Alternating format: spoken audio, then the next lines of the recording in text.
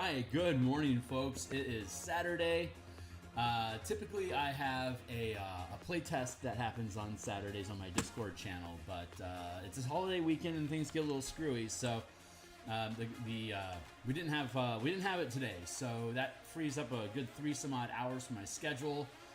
I'm going to catch up on some Eberron art. So give me a hot second here to check my signal and make sure that we're coming through. And then I'm going to do some social media posts real fast, and then we'll get to work. So give me a hot second here, check in to make sure my signal's coming through clearly. Give me a hot second here, check in to make sure my signal's working. Sounds like it's coming through well enough. So let me go ahead and drop that sound away so it doesn't get in our way. I'm going to grab the link here for us to do updates on the social media. If you're already familiar with the channel and you're not here in live stream with me right now, you can skip ahead a minute. And we'll be done with the posting, and then we'll dive into today's artwork. But for those that are trapped here now with me in space-time, my name is Phil Kearney. Hey, what's up? I create role-playing games, I illustrate them, and I publish them online. And I've been doing a lot of work for Dungeons & Dragons 5th edition, now with the 2024 rule set. And we're making an adventure for the Eberron campaign setting. You can see the book cover here on screen called Crystals of Mavar. It's for 7th and 8th level characters. Fighting necromancers, undead, and demons in the Carnwood of Karrnath on the continent of Corvair.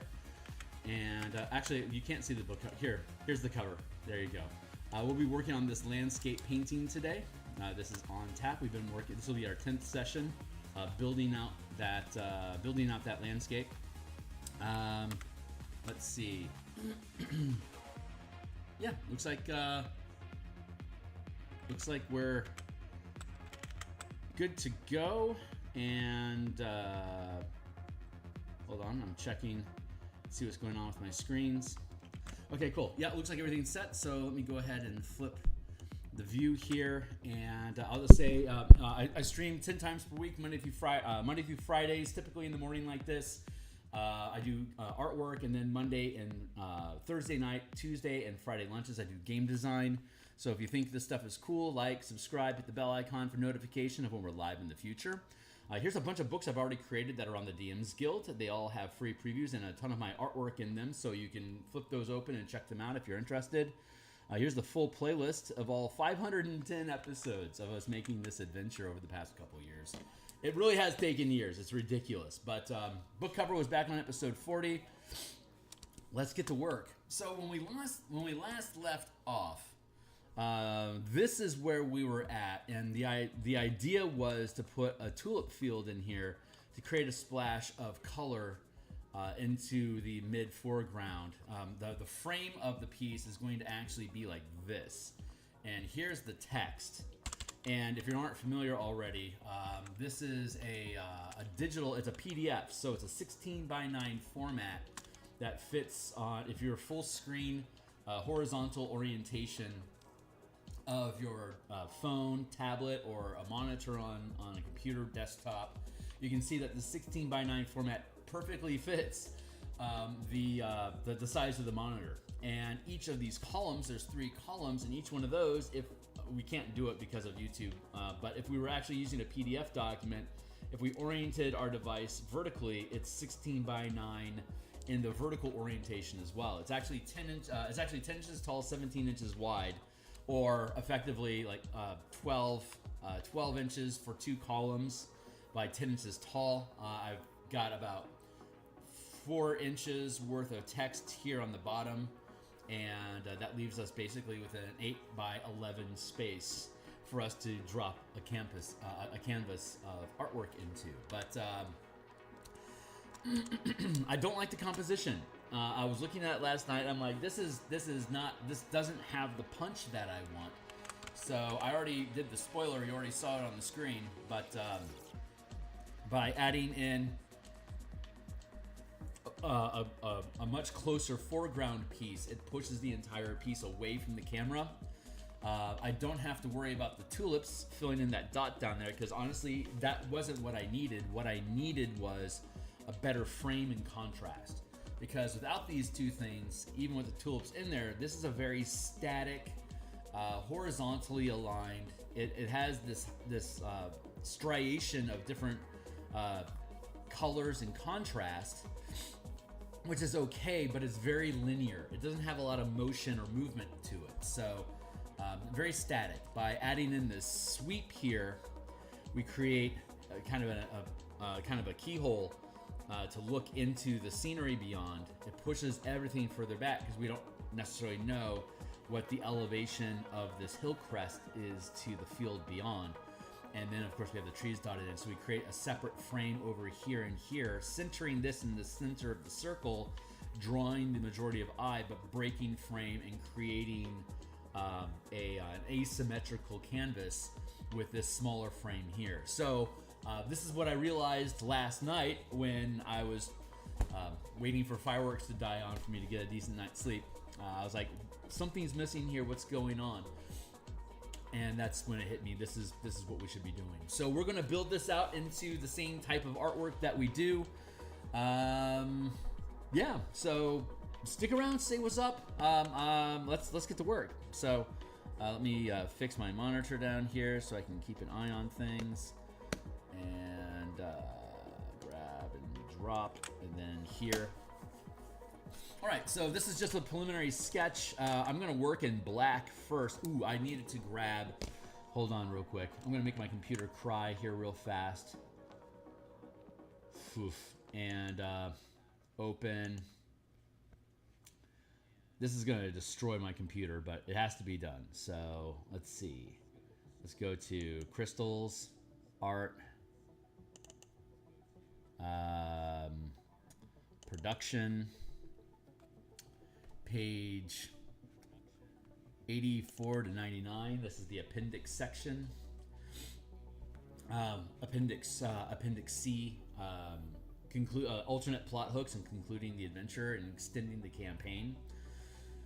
This is going to be the next painting that we're going to start working on Monday, assuming that we get today done. If we don't, we'll finish today on Monday, and then we'll start in on this on Tuesday. But this is Aether Academy and Aether of Karrnath. Similarly, a 2-page spread. This is going to be the last large painting that we do. Right here, this is the very last one. After this, it's all like half columns at most, or quarter columns. Very small pieces instead. So we're going to be able to start collapsing time frames here very, very quickly once we get over this hurdle. But that's not what we're here to look at. What we want to look at is, I believe, right here. Nope. Hold on. Here, there we go. This is a piece that we did, and I want to grab this, pick it up, duplicate that group, and drop it into. Sure, let's just drop it into a new thing. Okay, and now we can. If I can get my mouse to work. Jesus. I'll tell you what, my Intuos pen tablet is not the best mouse pad. Let's duplicate this group and take it to the page that we're working on. We can get rid of this. Go on. Thank you. And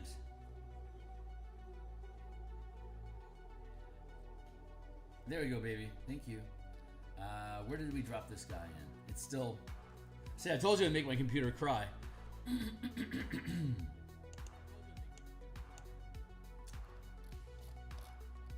Where did you go? There it is.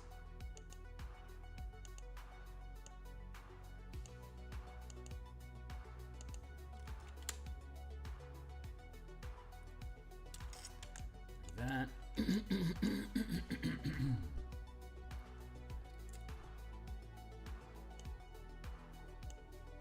There, now we have this coloring for reference.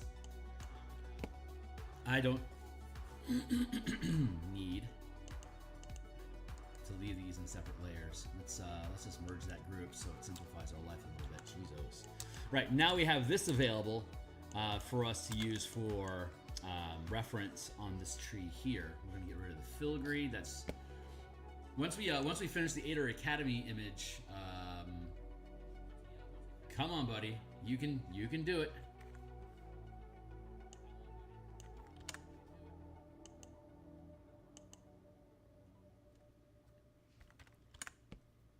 Yeah, I've really Adobe Photoshop 2025 does not function nearly as well as 2021 did. It is clunkier. It's not as quick to respond. It doesn't catch my input keys as quickly. I'm kicking 32 RAM on this thing, and I've got a good 17 of it dedicated to this program alone, and it still just can't.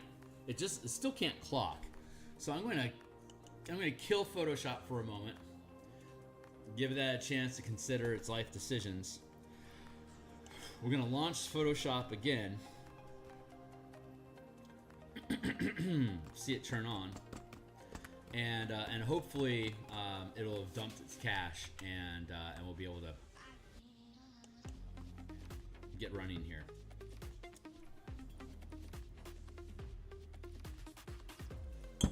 That was like a 10,000. That was like a 1 gig file that we had opened, so it actually handled it pretty well. But it's a clunkier machine. It's clunkier software than what the older version was. I'm sorely tempted to load 2010 with a cracked passkey, just so I can have a sleek, efficient little piece of machinery to work with. But yeah, we'll see what happens. All right, cool. So we got that. We're here. Now we can get back to actual work. For now, we're just going to use a round brush to fill in details. Now we'll use the round brush for an eraser as well. I just want to sculpt this tree a little bit. I like working in black because the silhouette of it helps define shape easier than anything else without distracting myself with the ideas of value and stuff. Like, obviously I'm not talking about like I don't see color, so the color wouldn't distract me. But I want as radical of a contrast when I'm doing design like this, because ultimately I'm just going to paint over the black with whatever colors it is that we choose off the tree over there, and that helps. I think that helps lend to how much contrast my pieces have in general. It's like really sharp.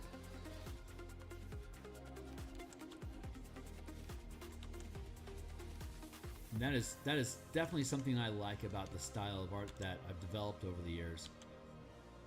So I want to retain that. So one of the easy ways for me to be able to keep that vibe is by doing black silhouettes, and then, well, I guess it's not quite black. It's a super dark green, but you can see over here in the RGB slider, I'm noticing 19 red, 24 green, 13 blue. So it's not quite black. It's a very, very dark green, but it's appropriate. The point still stands. The silhouette is solid. Yeah. The brush set that we're going to be using to do all of the texturing and foliage and stuff is on my Patreon. It's free. It was a gift of appreciation to the community. Hey, Steve. It was a gift of appreciation to the community since I cleared 500 subscribers to this channel.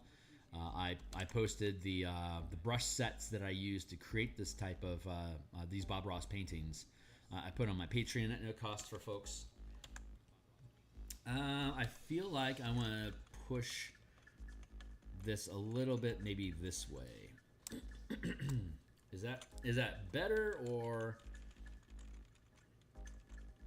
is it better like this? See, the closer this gets to this little rift here, the more I'm looking at this and thinking, you know, I could do a better mountain line here. Like if I were to have like a sweep come through here like this, that I can still leave this mountain in the foreground, but by having a sweep up back here, it creates an extra ripple, and it gets rid of like this is a dip and this is a dip. It's very repetitive. I want to like something like this is more like what I think I should have over there, kind of like a ridge line instead of a peak. And I'm also noticing that I have like this double peak effect going on here, and I don't necessarily know if I like that or not. But I definitely want to fill this in to be a ridge instead of independent peaks. I think that's going to help. Not there, sorry, down here by sweeping in through here and building that out, kind of like a glacier. It wouldn't be, but it's that sort of attitude. Panning back, I think it'll have. I think it'll be less jarring, and it'll make the tree overlapping the peak of this mountain a little bit easier to settle on. But I like that. I think this is proper placement. So I have to fix the mountain to make this balance. This hard line here is going to draw your eye to this particular area where this crook comes in. I like that crook, so I want to keep that. It feels very organic, so I want to keep that there. But this little eddy here is creating a little pocket of discernment for your eye to zoom in on. It's like, what's going on here? If I build out that ridge, the eye is going to appreciate the rest of the mountainous topography a little bit more. Make it easier for your eye to absorb the information. Which is what I love about being able to work digitally, that I can go back and work over or under these different layers to be able to create the end result that I want, to build the best composition that we can for the piece. So I'm going to disable the masking layers because they're not really important right now. And we're going to disable our text so that it doesn't get in the way of thinking. Yeah, so let's go ahead and get back into this. I like the positioning of the tree. We've just settled that. I used to stream every Saturday morning, but when I have an upcoming product I'm going to publish, I have to play test it, and I run weekly play tests, or sometimes multiple times per week depending on the project. And the Martial Powers system that we've been streaming on our Mondays, Tuesdays, Thursday, Friday design streams, that's getting pretty damn solid. So we've been running a playtest Mega Dungeon campaign with gritty realism long rests for a couple months now, and we started at 3rd. We're at 7th now. We've had a lot of opportunity to play around with the balance point and costs and benefits of different powers at 1st rank and now 2nd rank. And once we get to 9th level, we'll have access to 3rd rank powers, and we'll be able to see how well they're synergizing and building on each other. So we still have a number of months of playtesting to go still for that. But and I love playtesting, but it takes away from me doing painting. It's that's what happens when you do the artwork for your own books that you design. Is you have to do the design, the writing, the play testing, and then once everything is locked down with the writing, it comes back from an editor, and then I do the page layouts and I do the artwork.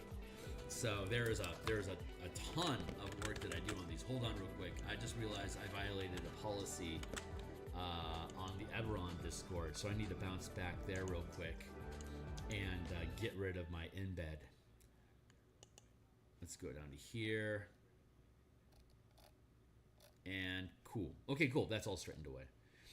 Eep and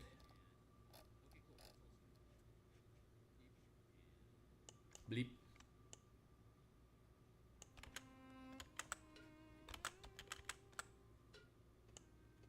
Bleep. Bleep. Bleep. All right, back on task. I'm gonna take a slurp of coffee and chase it with some water. Let's get to work. Let's get back to work. The distractions should be over at this point. Right now we're just working on the silhouette to make sure that we like how the tree looks. And then we'll come back through and carve it into more natural tree-esque shapings. Right now we're just trying to occupy space, see what the balance looks like.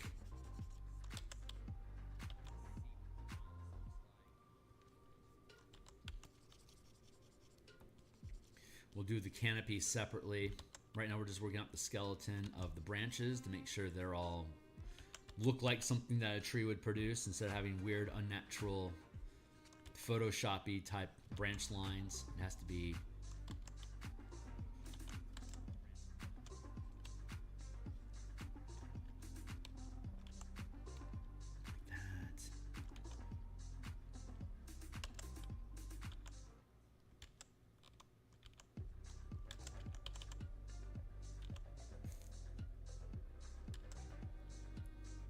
like that.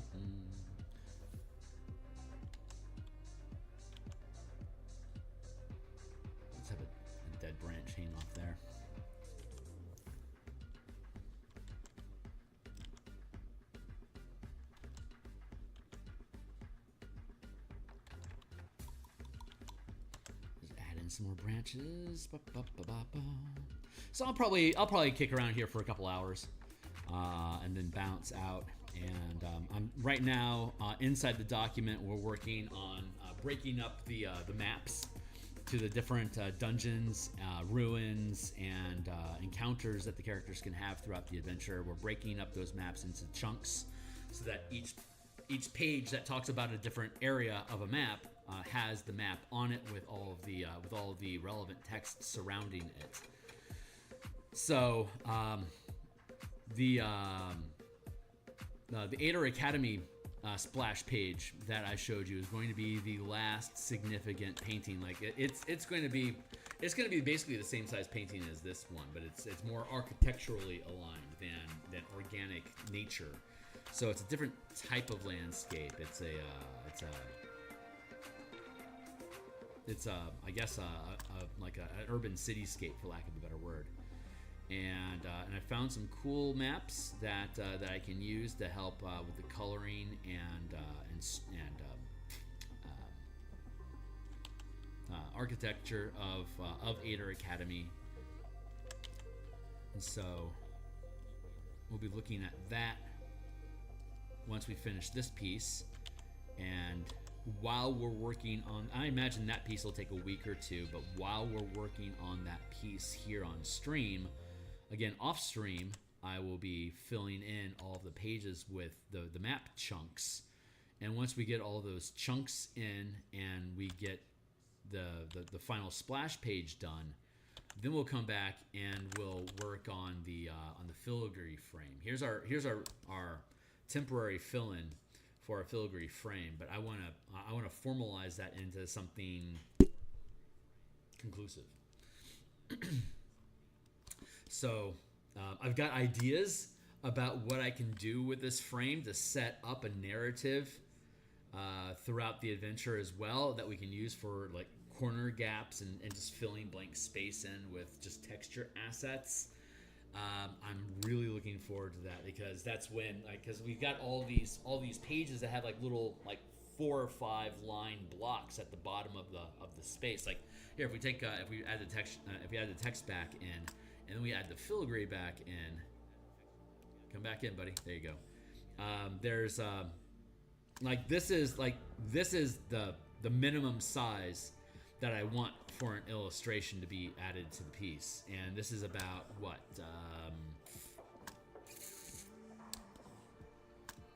1, 2, 3, 4, 5, 6, 7, 8, 9, 10, 11, 12, 13, 14. This is about 20 lines of space here. So if a gap at the bottom of a page has less than 20 lines, like this little paragraph here is like 1, 2, 3, 4, 5, 6, 7, 8, 9, 10. This is too small to fit to have a new illustration. So adding this back in, like if this was all text and this was just an empty space at the bottom, I wouldn't make an illustration of that little nugget, that little corner.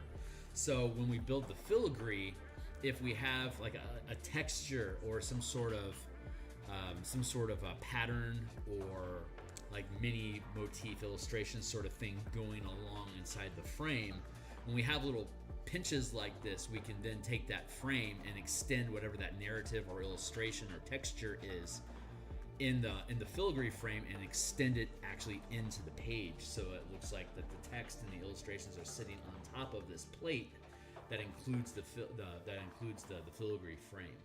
So I did this as a Spelljammer book. The Spelljammer book was actually the first book that I actually really started doing that with. And I love the effect, and it's a fun way for me to focus on the big illustrations and then all the important spot illustrations. And then we get to those little gaps. It'd be nice to have something there, but to put something there would be distracting or would unbalance the page. So having like a little texture or filigree or pattern sort of thing we can just splash into the corners or along the edges, creeping into the page. I like that effect. So we're going to get rid of the text and the filigree again here for now. Anyway, I'm rambling a lot, obviously, but I geek out about this stuff. It takes a while to get it done, but it looks cool as fuck. So I don't mind the work. Of course I want the work done. I want the thing done sooner than later, but only because I have so many other books that I want to do the exact same thing with. It's it's not like ooh, I gotta get this Eberron book off of my plate because I got all these different things I'm going to do. It's like, no, I'm going to do the same fucking thing over and over again. It's just going to be with a different book. So we design the book, we playtest the book, we write the book, we send it off to an editor. When it comes back, we do the page layouts for the book, and then we do all the illustrations and maps and token assets and stuff that go into the book with it. And then we publish it, and then we pick up the next project, and we do the same thing again there. I've had this, God, I guess this stream, this channel's been open for like 4 years now, almost 4 years.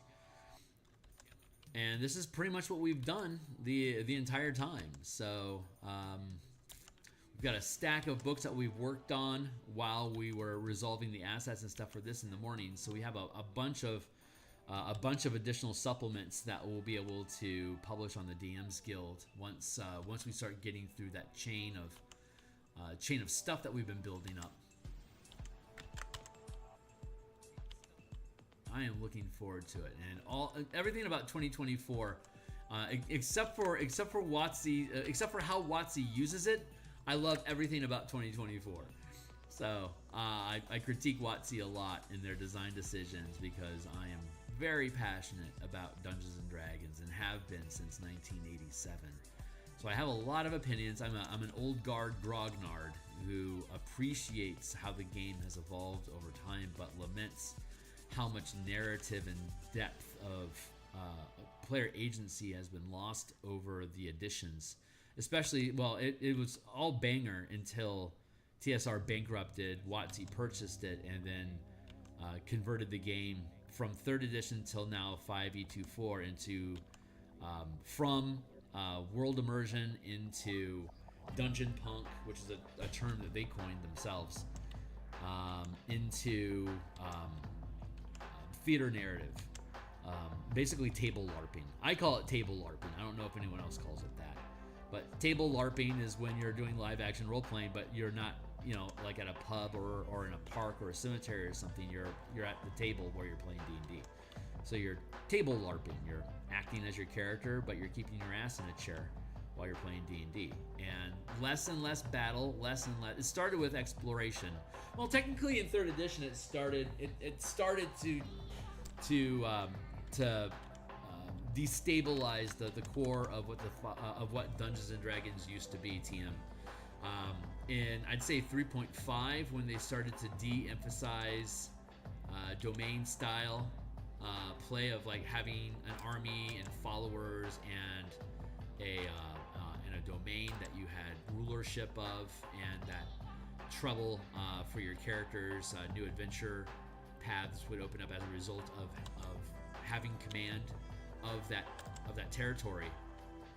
There was a stronghold builder's guide for 3rd edition that they published before 3.5, but when they published 3.5, they never really talked about gaining property or followers ever again. So that was pretty much the end. What's going on up there? Hold on, I've got a weirdness happening.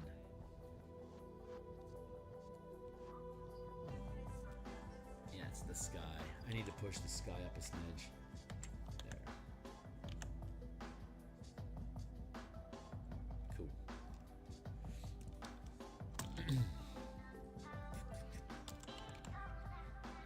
So 3rd edition was about the last time that Wizards really focused any attention on the domain style of play. And I think somewhere, I'm not super familiar with 4E because I was basically playing 3.5 and Numenera during the era of 4th edition. And just because it didn't feel like D&D, I didn't play it. I didn't want to invest in 30 books that didn't feel like D&D. So I just stuck with the 3rd edition books that I had. And when I wanted to change and do something new, we got into the Cypher system from Honeycook Games, the Numenera role-playing game. That is a cool system for DMs, but my table didn't like it because they didn't like edge and effort, and they didn't like that as your characters got better, you had less and less dice rolling to do. my team wants more dice to roll as they get higher levels. Like, the more dice you throw is a direct measurement of how powerful your character has become.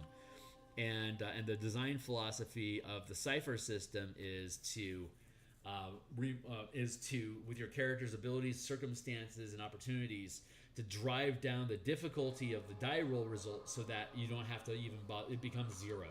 The difficulty for your character becomes 0. You can just do it. And the more miraculous the task is, the higher the difficulty gets on a scale of 1 to 10. But the ultimate success for a character is to not even have to roll the dice at all, just to say, I do this thing, and the DM says okay. But that destroys. It opens up agency for the players to be able to push the line on, like, what do they want to narrate, how do they want to do something, and if they can eliminate the die roll of risking failure, then they can Errol Flynn and be miraculous as much as they want, and the rules don't get in the way of them doing it until they do something that the DM thinks is more difficult than what the characters could just pull off with their mechanics. And then it becomes a die roll again, and then they try to drive down the cost of that die roll as much as possible before they actually have to roll it. And that's great for narrative.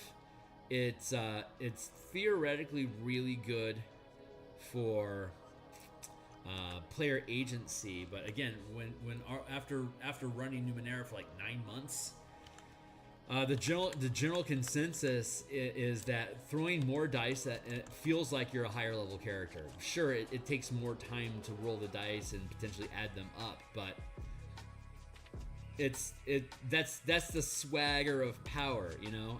A giant doesn't move quickly. And that was something that my players actually enjoyed about getting to high levels in D&D, whether it's 3rd edition or 5th edition. So we ended up letting Numenera go and committed to playing 5e, and that was I started making stuff in the DMsGuild for 5th edition in 2018. And I've worked on a number of projects from other people, either doing artwork, game design, editing, consulting, and then I've done obviously a lot of books of my own, with my own design principles, philosophies, my own sense of balance, and all that stuff is linked down below for you to check out. And it gave me an opportunity. That was about the same time that I was like, I want to continue doing freelance art, but I just can't find any projects that are willing to pay me the amount for the time that I invest to create the results that I do. It's like, what am I supposed to do about that? And that just kind of snapped into place. You should make your own books. That way you aren't thinking about the cost per inch per hour, and instead you're thinking, how many books can I sell? And that allows me to do artwork like this basically as advertising for the book that the art is in.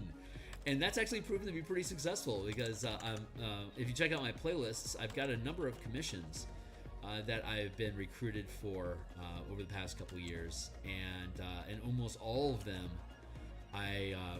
the patron was enthusiastic about me streaming the production of the art, because that's just me hyping up whatever the book it is that we're talking about for however long it takes me to finish the piece of art.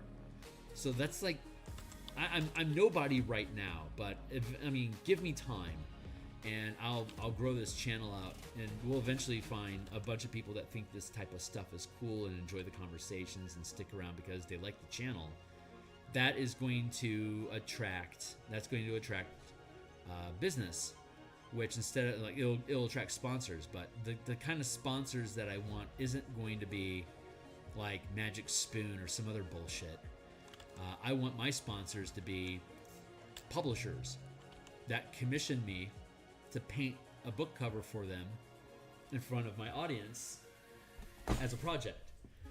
So like that, I would love for that to become my sponsors for this channel. So it'd just basically be me promoting their book. Like, pick a Kickstarter project, that you thought was interesting, and then imagine that they approached me to do their book cover for the Kickstarter project here on stream. and they gave me an early look for the upcoming Kickstarter, because they don't want to do the Kickstarter until they have the book cover, so they can recruit me to do the book cover and then have a coming soon page to sign up for early access, and I can build out the book cover for the early access while that on goes to help promote getting more people bought into keeping an eye on the Kickstarter before it actually launches, so they can have a stronger success. And if I get myself up to 50, 70,000 people that like playing role-playing games and like art and like me talking about it, that's an interesting thing that, you know, that's a fun little way for me to be able to build up support. And I can have like a CPM, you know, like however many people watch the stream, I get paid X dollars per 1,000 people that tune into the stream or whatever. And you know, if I get up to an audience of like 60,000 subscribers and 6,000 of them tune in, I could get paid for the creation of the book itself, like the creation of the cover itself, and then I can also get paid for the CPM of people watching me make the book and talking about their upcoming Kickstarter. So I think that's it's a fun idea, and it allows me to take advantage of the unique position that I'm in of being not only a book creator but also an artist that is decent enough to get paid to make art. So that's an idea. That's a vision I see for where the channel could end up going, if we can build up to a large enough audience to deserve that sort of conversation. So we'll see where we end up at. It's a neat idea. It's a potential option, and creating vehicles that create options is that's a good vehicle to keep piloting. So I like what I'm doing here.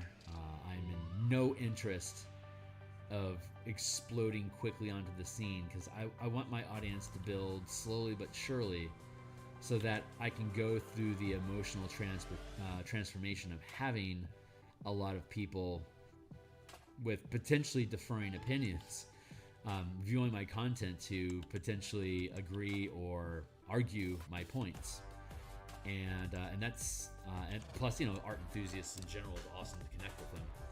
Now, it's hard to build art communities now, so it's I'm hoping that this will be able to lean in that direction.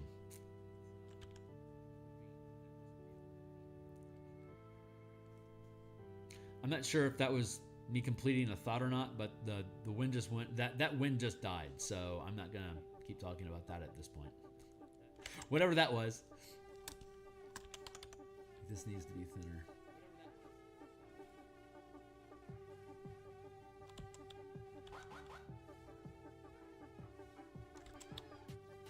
So you have to really think about the thickness of these things to see how they're, like, could the thickness of the branch here support the weight of thickness out here, or are these branches too thick?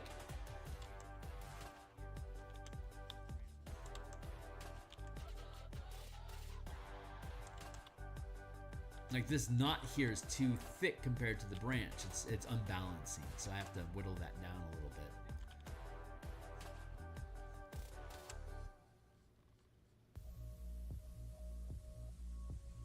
I mean, I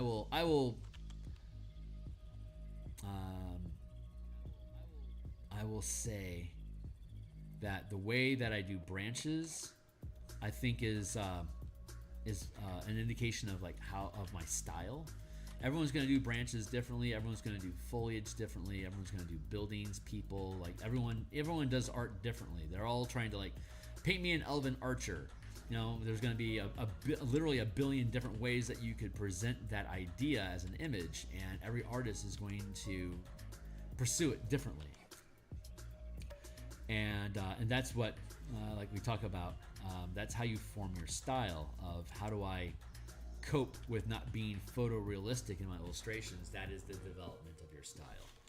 See, this branch now is too thick compared to this branch. This here is thinner than here. That's broken, so we can't do that. So as we work our way out on the branch and get these sticks at a proportion that we like to each other along the branch,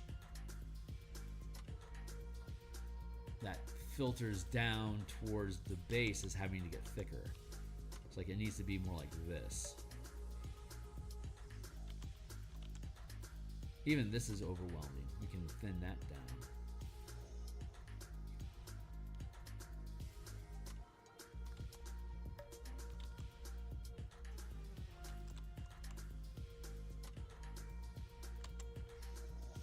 And this little branch here doesn't really fit the way that I depict branches, but I like the position of it, so I'm going to leave it be. These little crooks that are breaking off here, little branches that have snapped off in the wind.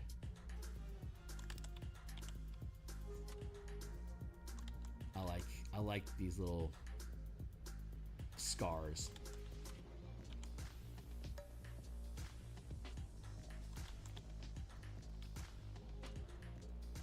It's another signature sort of thing that I do.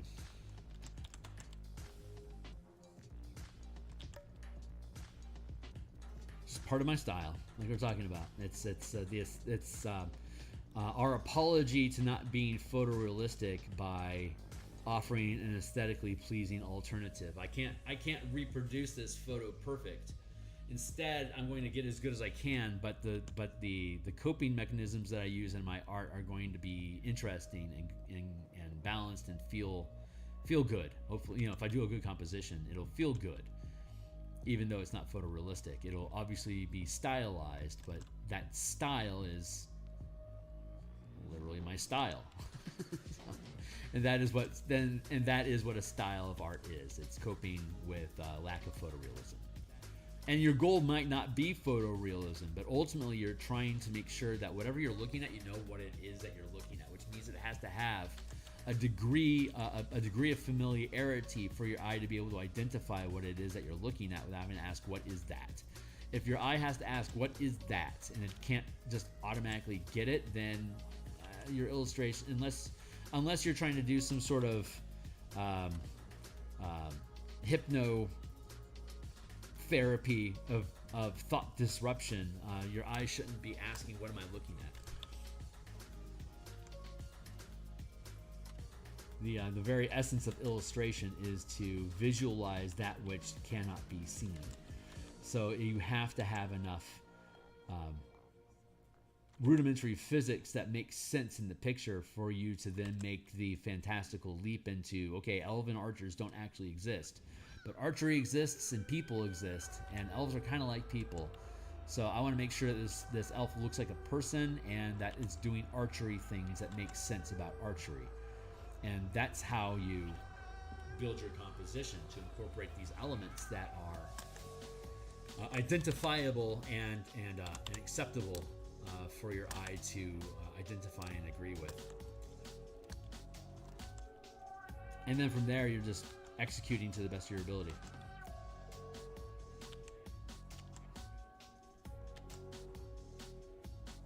Once you establish that style, and once you can personally identify this is developing into a mechanic of my style, then you can lean into that and start building compositions around knowing how you're going to resolve the challenge, quote unquote, the challenge of the piece. Like I know how I paint trees. So knowing that I know this, I'm going to position the tree and plan for it being added to the composition, knowing that roughly I have an idea of what a tree is going to end up looking like. Hold on. Okay.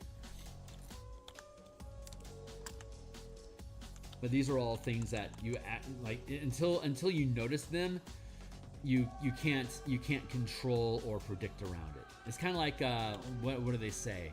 What was the term? It was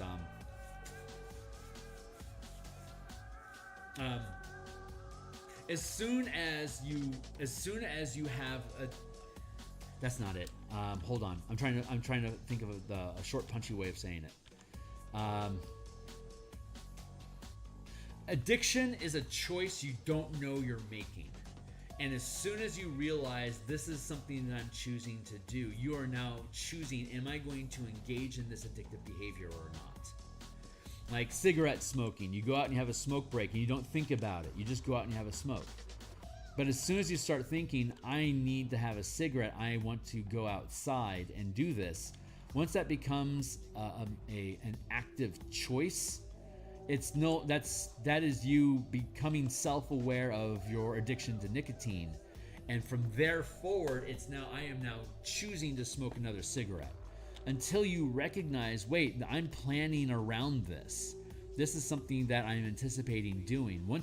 Until you see that, it's an addiction. It's a habit or decisions that you're making that you don't realize that you're making. As soon as you realize that you're making them, you can change your relationship to the thing that you're addicted to. Now, I was a pack-a-day smoker in college, and I recognized early on that I was a smoker. And so I had made a pact with myself. I was like, you go ahead and enjoy smoking. You're in college. That's kind of what college kids do. When you get out of college, you'll quit smoking. And when I got out of college, I called myself on. I was like, you said you were going to stop smoking when we got out of college. And then I set a date. It was actually July 4th. 1995? I think that feels about right. July 1995. July 4th, 1995. Yeah, is the day that I decided to stop smoking, and I determined that date in January. It was my New Year's resolution in 1995. Was as of July 4th, I will quit smoking. And when July 4th hit, I'd already planned to run out of cigarettes the night before, and I had. So when I woke up on July 4th, I didn't have any cigarettes, and I said, "Man, I want a cigarette." And I go, "But that's the addiction." And I made a promise that I wouldn't. And then I promptly dislocated my shoulder in training, and probably as a payment of blood, but yeah, never had a cigarette again. 1995. God, that was literally 30 years ago. 30 years ago as of today, as of yesterday. This is my 30th anniversary of not being a smoker. Is that accurate?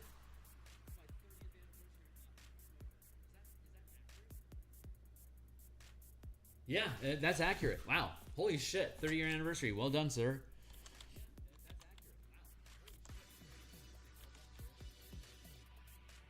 When I made that New Year's resolution,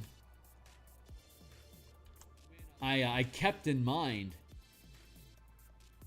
that this was a promise that I made, and I was just doing an experiment. Can I, if I set this up, if I take the steps, is this something that I can accomplish?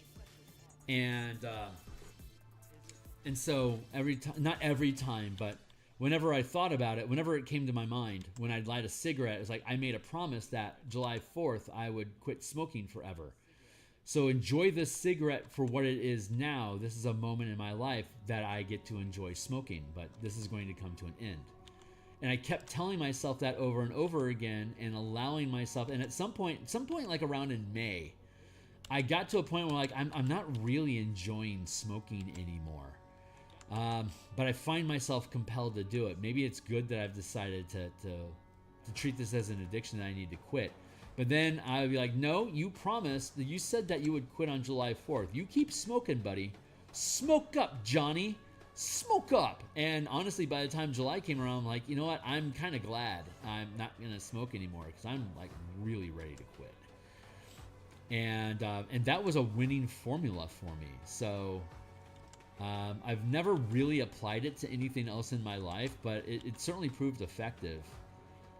If I find myself in a place where I can't get access to coffee anymore, I'll probably go through that same process of removing caffeine from my life. I'm not in a place yet where I want to get rid of caffeine, but recognizing that I'm addicted to it.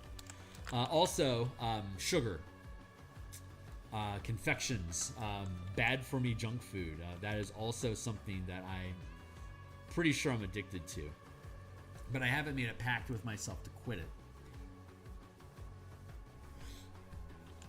But I'm becoming aware of, like, I'll buy like a Twinkie or something at this display at the gas station or whatever. I'm becoming aware, just like with cigarettes, I'm becoming aware that this isn't really, I'm choosing to do this, but it's a passive choice that I'm making, driven by the desire for a sugar fix. So now that it's getting on my radar, it's the same as it was with cigarette smoking. I'm like, hey, I'm actually not making decisions here. It's deciding for itself that I'm going to do this. I should make a resolution to quit that. So like maybe, for instance, I could make a proclamation here that like by January 2026, I'm going to quit eating sugar during the week. I will not have sugar during the week. I can have candy and stuff on the weekend, but Monday through Monday through Friday, no sugar.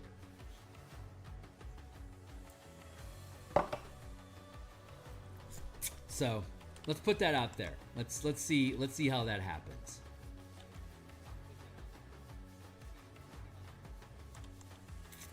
And so if this goes well, every time I decide to buy a cupcake or get a slice of pie at the restaurant, I can go, is this the weekend or is this the weekday? And it's this is Thursday. It's like, okay, well, I'm apparently making a choice to purchase a piece of pie and eat that sugar.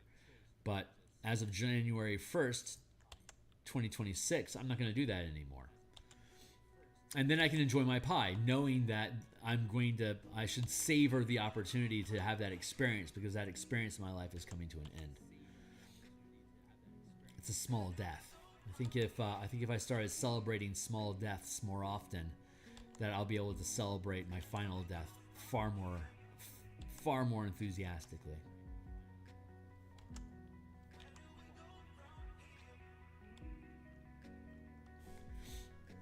Maybe I had done that. Maybe I've already made that decision. Like I'm going to enjoy being alive and abuse myself as much as I please as a living entity in my mortal coil.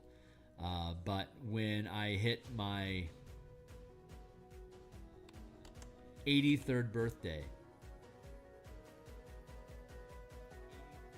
I will die probably in my sleep. I'm just throwing that out there. Maybe that's something that I already made an agreement for from Norman. Who knows?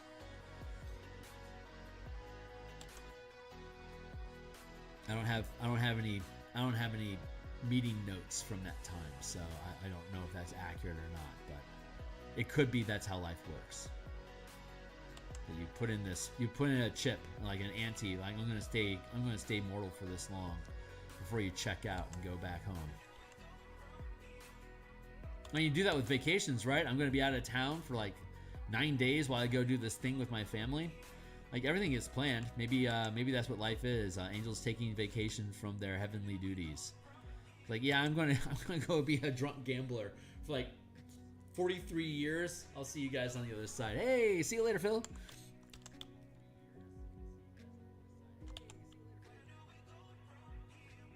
And I show up and I turn off my out of office on my angelic desk, and immediately, hey, Phil, let's go welcome back. Let's go hit the pub.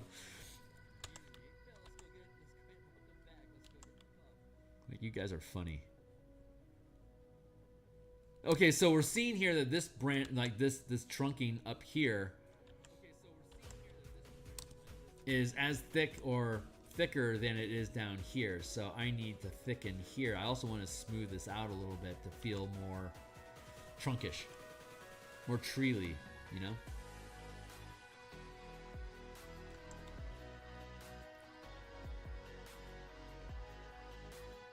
I like crooked trunks.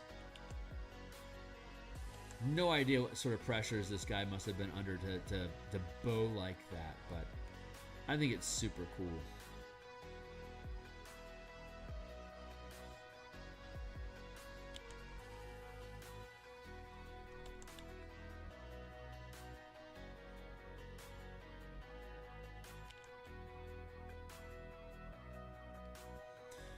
Coniferous plants like like pines and stuff like that, they have a stable central, very vertical aligned trunk that has spoke-like wheel of branches that are very small compared to the actual trunk that radiate in striated ladder pattern of the tree. But deciduous trees have a lot more of this organic bend that you can put into it to make them writhe and turn and dance in their ages.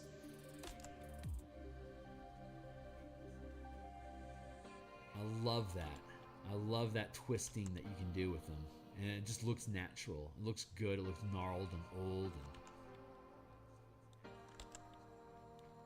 tormented. I like that a lot.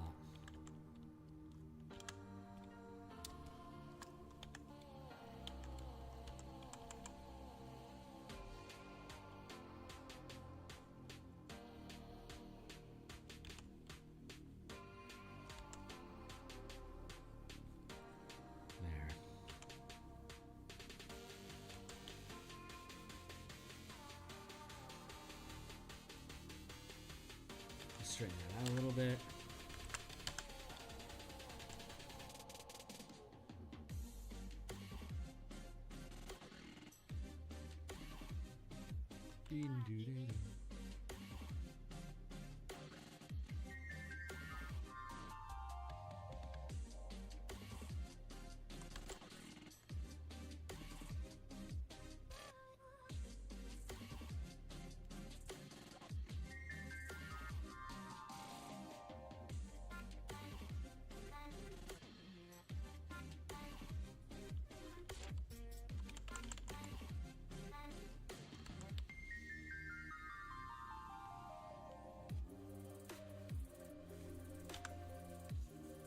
Yeah, I think that feels pretty good. I see a little knot here that I can build out the branch from. So let's just add that in here.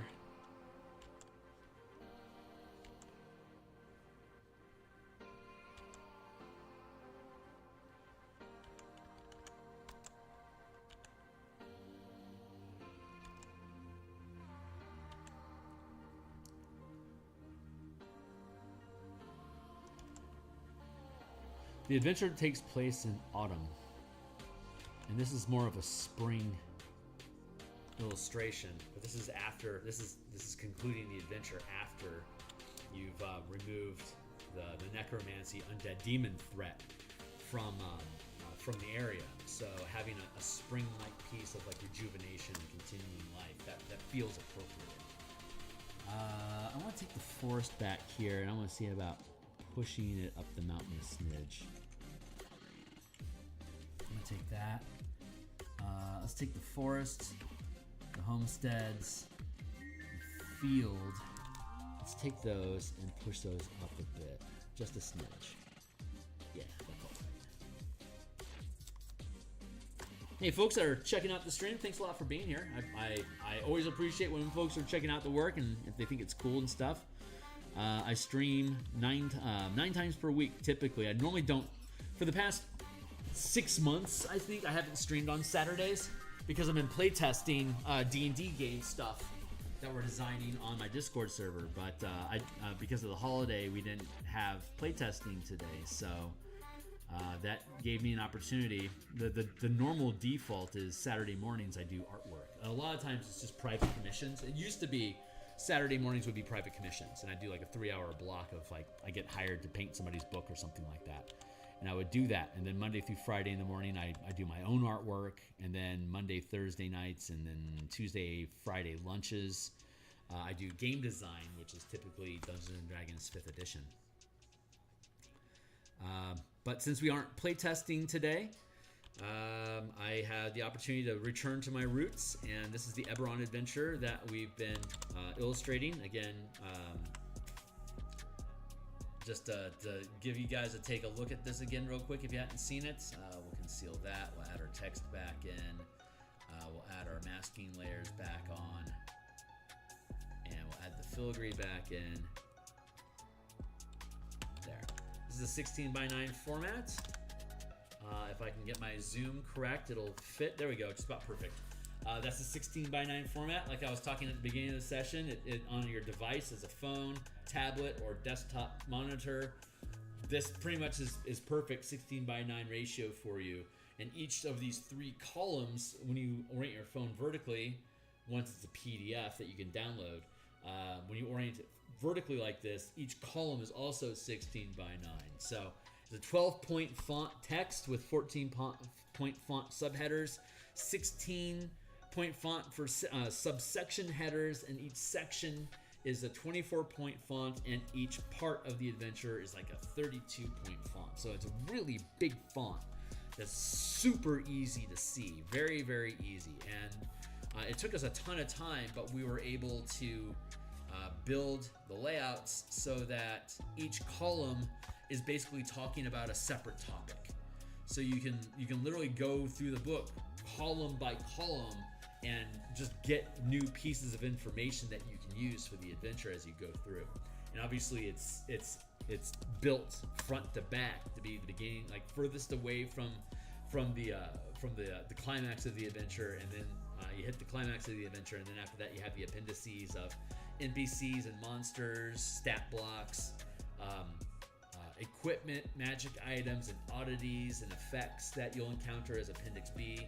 And then Appendix C, which is what we're working on right now, is alternate plot hooks and how to expand the campaign and the adventure beyond what the content is prior to the conclusion of the adventure. So, like the first 70 some odd pages is adventure, and then the back 30 pages are monsters, magic items, and stuff, and then the appendices about how to mix up and use the adventure in different ways, or how to expand its use beyond just the pages of the adventure at the front end of it. So it's like a 98 page document in the 16:9, like this is a 17 inches wide, 10 inches tall.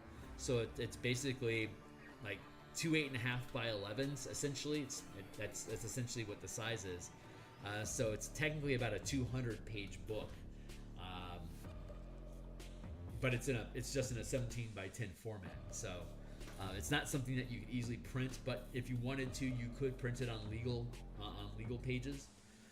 11 by 17 legal pages would accept this. There would be a 1/2 inch margin at the top and the bottom. So anyway, there's the tree. I'm pretty happy with how that's sitting now. I like the underscrub brush. But before I go further into that, I want to go over here to the mountains. And we were talking about building out this ridge. So I want to take a few moments and work on that.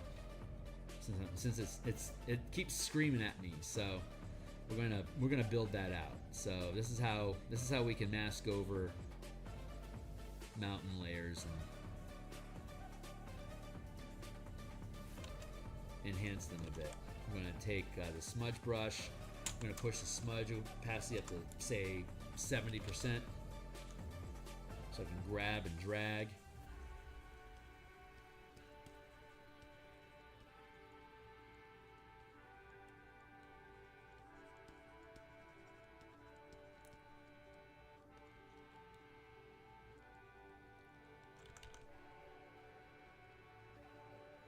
And keep those edges clean. We don't need fuzzy mountaintops. Unless they're covered with trees, firs specifically. But not in this circumstance. We'll creep up the mountain here a little bit.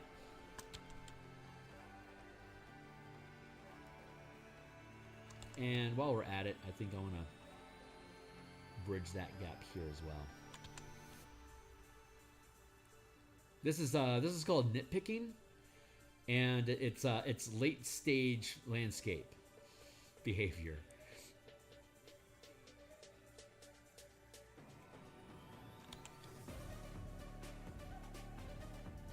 We do what we must because we can, as GLaDOS would say.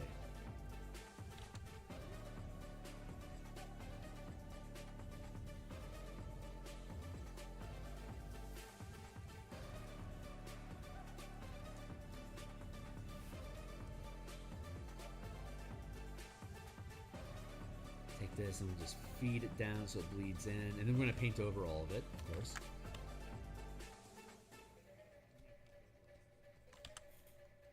This helps reshape the I'm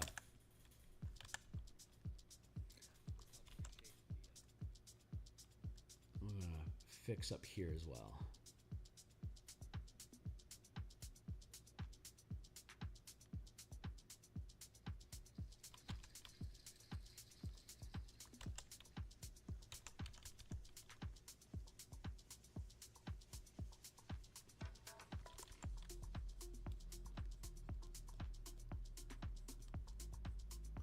Because we can build better mountains in this.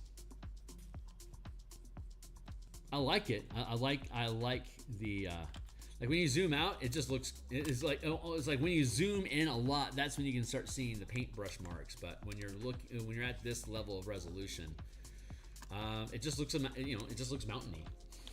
So it turns out being pretty good.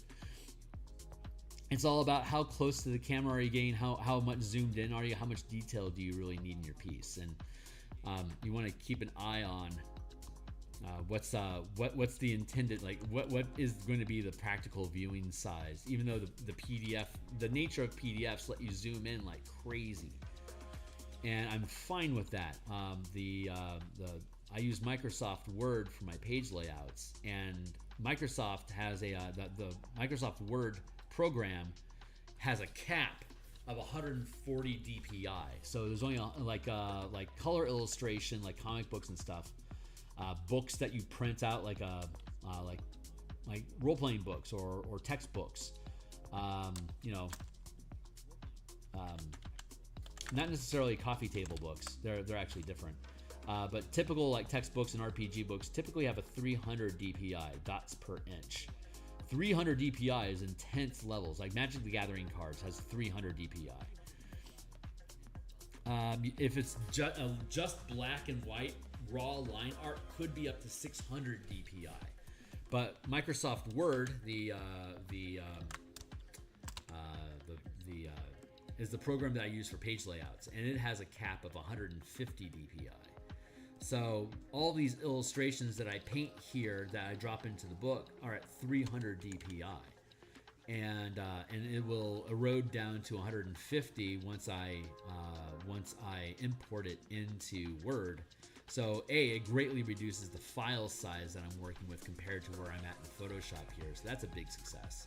But secondarily, I get to reassess again, like how much detail am I going to put into any given illustration, knowing that the resolution and size is, the resolution is going to degrade due to the PDF document that we use. So I can plan accordingly, and it ends up not being as much work as it could have been if I had intended for it to be viewed in 300 DPI. If this is all technical stuff. Maybe that doesn't make sense. If it doesn't, don't worry about it. I'm just talking shop.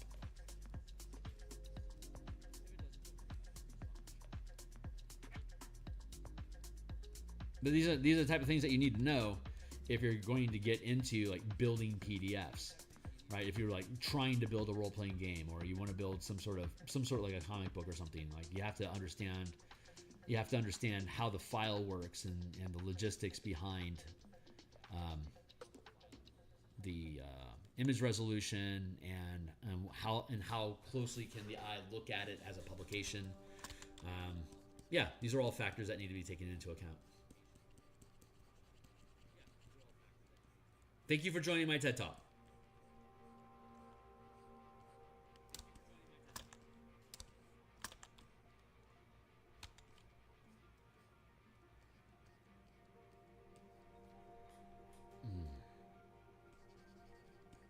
I have until I've got about another hour we can play around with this. So we'll take care of the mountains. We'll get back into the trees. We'll probably work on ground foliage.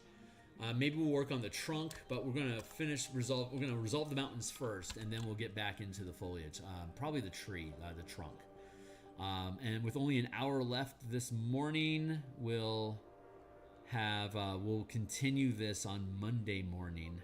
I stream Monday through Fridays in the mornings, doing artwork like this every week.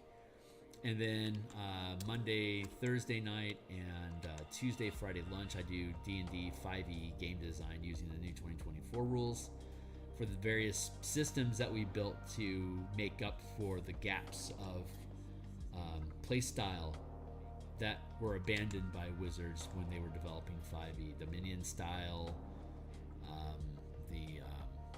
like random generation of stuff. Dominion is a big part of it. The Spelljammer mechanics that we built for vehicle combat, that was something that was sorely lacking in 5th edition. And instead of just default, I didn't like how 2nd edition, I never liked maneuverability systems and stuff like that in 2nd edition.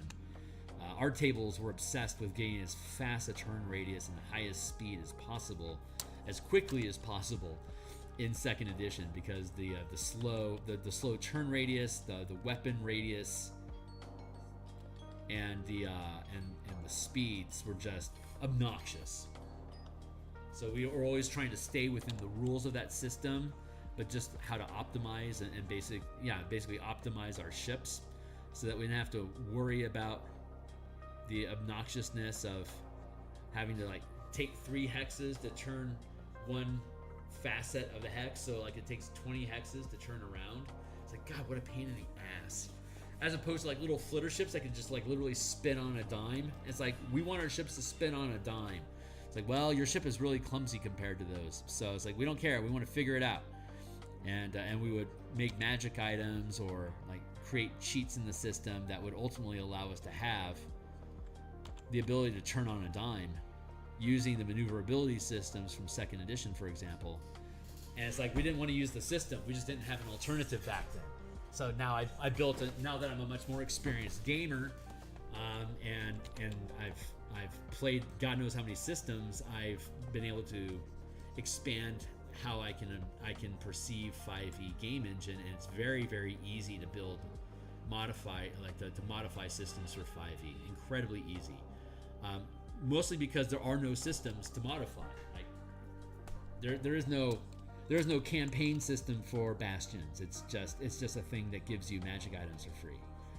Like that's not really a style of play, but they implemented bastions in the 5e DMG 2024. So now bastions is a thing, and since it doesn't have any real gameplay, like there's no actual like game decisions that you make with your bastion, that leaves it wide open for us to build a decision-making system through your bastion, which is what ended up developing the bastion campaigns, which is the next book that we'll be working on once we finish the Eberron book. And obviously we're working on the color mana system that's already published, so we're just going through and updating that system for 2024, and we're doing the playtesting to back it up. Everything's coming along very, very nicely with that through the Martial Powers playtesting that we do on my Discord. Everything is panning out very, very nicely. It takes a lot of time to build this out, and it makes me sad that Wizards isn't producing WoW content, like material that makes people go, wow, that's wow, this is cool. Like Wizards, I don't know if they have designers that are capable of producing content of that quality. So I've really hitched my horse to this D&D wagon because I love Magic the Gathering so much, and there's no way in hell they're ever going to build a color mana system for it like we have. So I really just want to lean into that for however long I possibly can.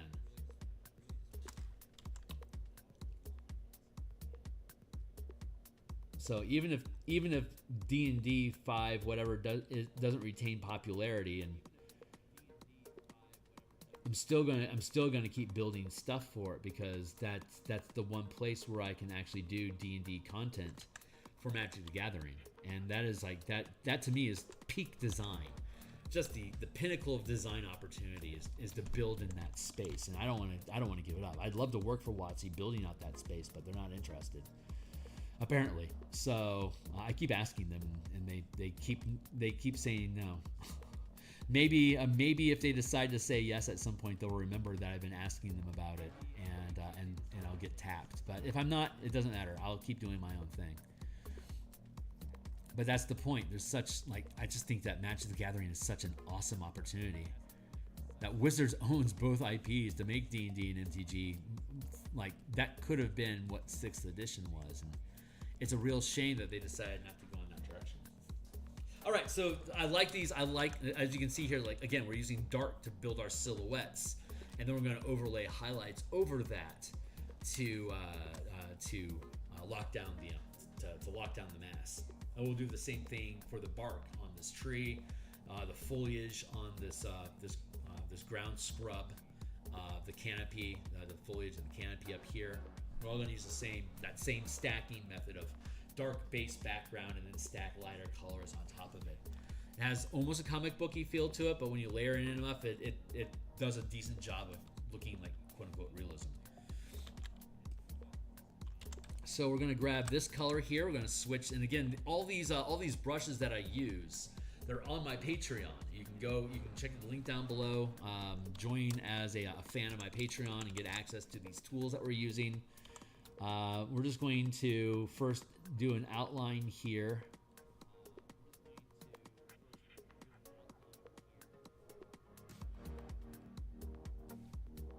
I call this the mountain chisel. So we can grab our chisel brush here and see, looking at the conical shape of the mountain, we can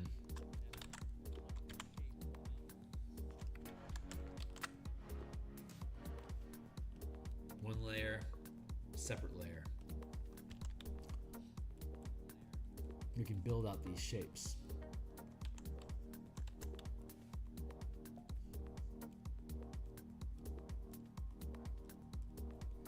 And while this looks very uniform because it's a very, very stylized, distinct shape, you can see it. But we're going to go through the process. So we have our mountain chisel, and we also have our mountain razor. I call it mountain razor because it looks like a razor blade. So these are the two brushes I use for doing mountaintop landscapes. So right now I want to go back to the chisel. I'm going to use the eraser for the chisel as well. And I'm going to grab a brush. I'm also going to make the brush a chisel. I'm going to use that as a smudge tool, but I'm going to make it 100% strength. So when it grabs a chunk of pixel, when it grabs a chunk of pigment, it'll also pick up the empty space from the eraser where there is no pigment. It'll pick up both the positive and the negative space. And when I drag it, it'll take both of them and carry them along the arc of movement. Here, I'll show you real quick. I can shrink this down, and given that the shape is so unnatural, like it's got, not unnatural, so asymmetrical and pockmarked, when I grab and pull pigment, it creates these little pockets. So I can kind of schloss it about a little bit. Thinking about the contours of the mountain, I can push and pull the pixels around, and then with 100% eraser, I can carve out pieces and then pull the pixels into those blank spaces to be able to basically carve this shape into the mountain and get rid of the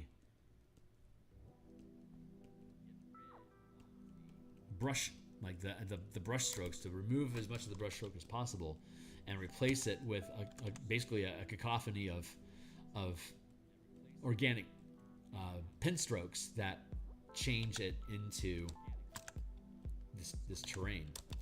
So work in progress. I'll have to push and smudge stuff for a little bit, but ultimately it's going to end up looking good. And this is just something you have to practice. The same with Bob Ross. This is based on Bob Ross techniques without having access to the same tools that Bob has, because digital tools do not work the same as a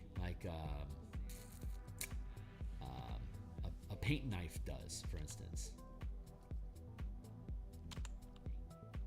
There is no porous canvas that the pigment is being smudged across that would allow us to create little dips and gaps and lumps that end up forming the broken snow line of the mountain that Bob is so famous for doing.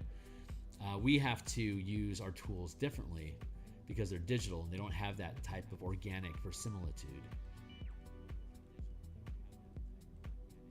I have to kind of plan it out a little bit. But ultimately, it ends up looking just about as good.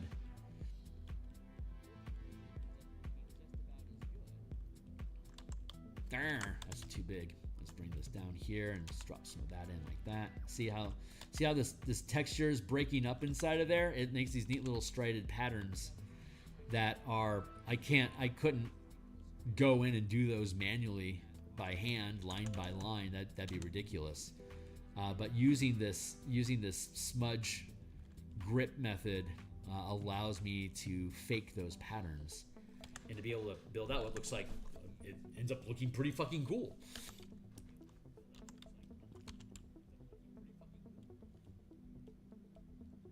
And this took I did 120 different Bob Ross paintings, like duplicating his techniques and figuring this stuff out on my own. Back in 2017, I used to stream them. I used to stream on Twitch when I would do these, but I got demonetized pretty quickly on Twitch for doing it. And so I decided to bail on Twitch and go to YouTube, but in the process of doing so, trying to learn the lesson there about copyrights and stuff like that. So I've been much more sensitive about like what am I publishing and how am I publishing it. So I haven't reloaded. I have them all. All that stuff is saved. I just haven't republished it because I'm not 100% on the legality, or like would that nuke my channel? Like what would the Bob Ross organization do? You know, I don't currently need to poke that bear. They're already not interested in the work that I'm doing, so I mean, you know, whatever.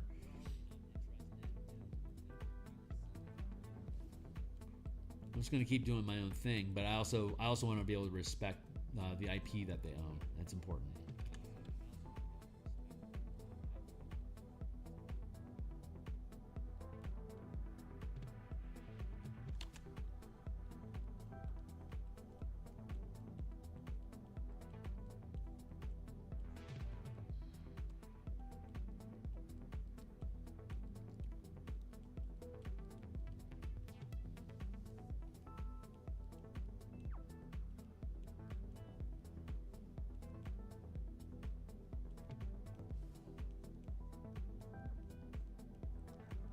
See, after a while, it's just after I've worked the blending enough, now I can just go back through and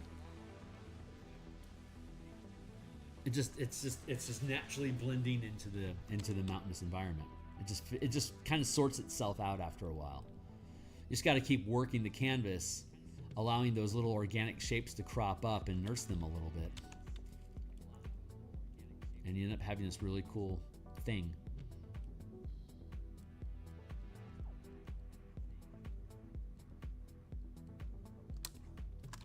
Now I'm going to take my eraser. I'm going to drop my eraser down to like around 30%. Scratch away at the base a little bit.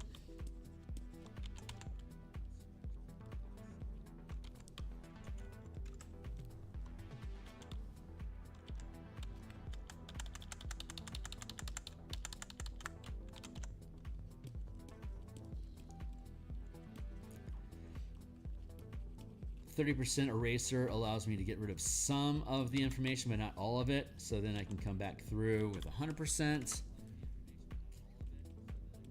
and carve out some more rock face to break up that shape.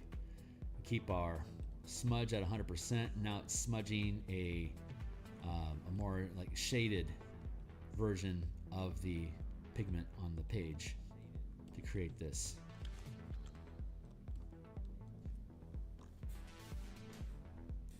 Fading from the peak down to the base. I'm going to pick up a different color here and carve with that a little bit. There. Like that. That feels pretty good. We'll drop in some shape like this.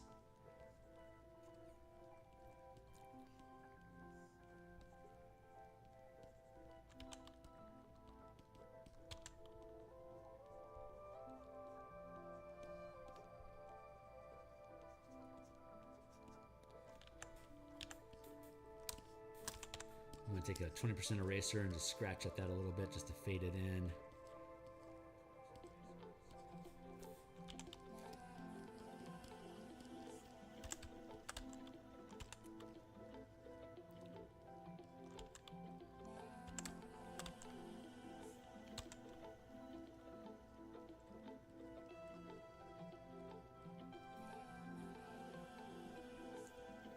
Grab and fade.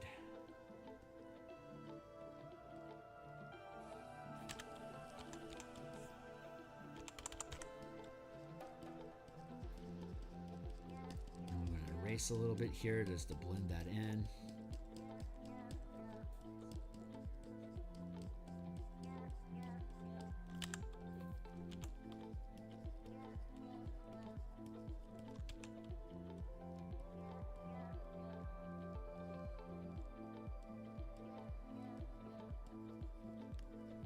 There we go.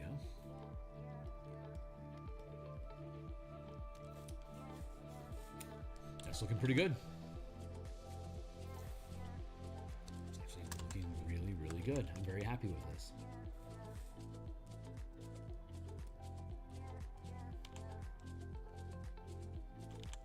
There's the eraser. Let's get rid of that little burr.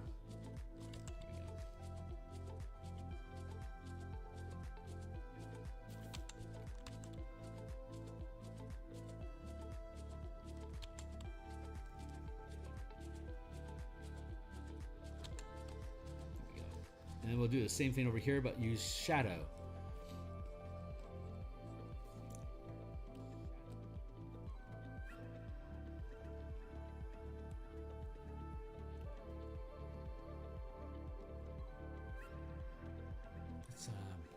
Let's merge these down.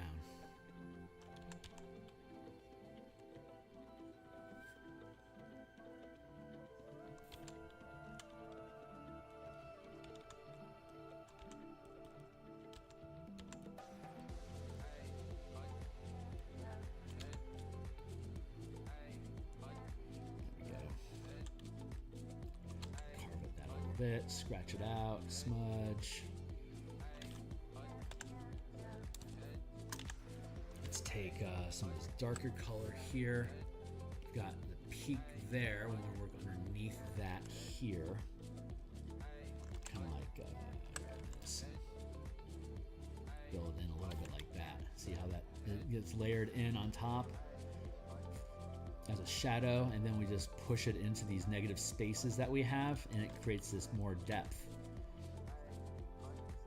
You don't want to completely fill it. You want to have like varying degrees of dark that are dotted throughout here.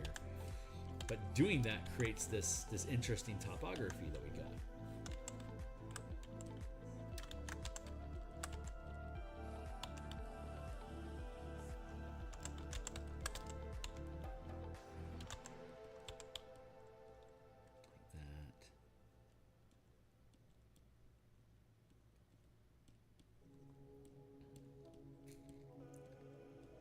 This is something that anyone can do. It's just a matter of practicing it. You just gotta practice it.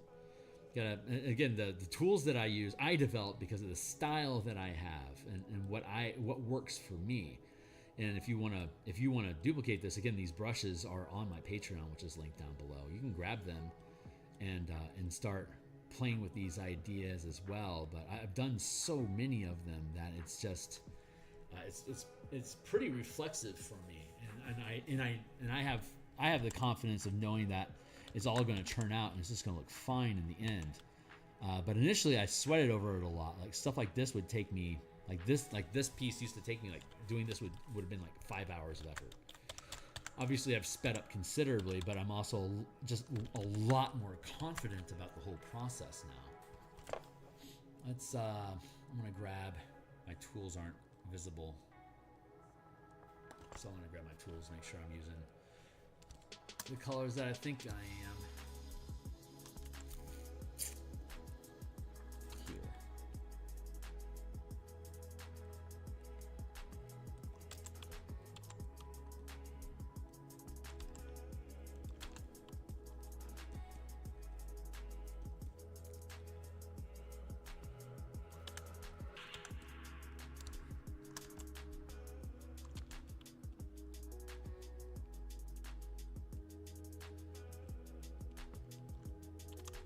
Meh.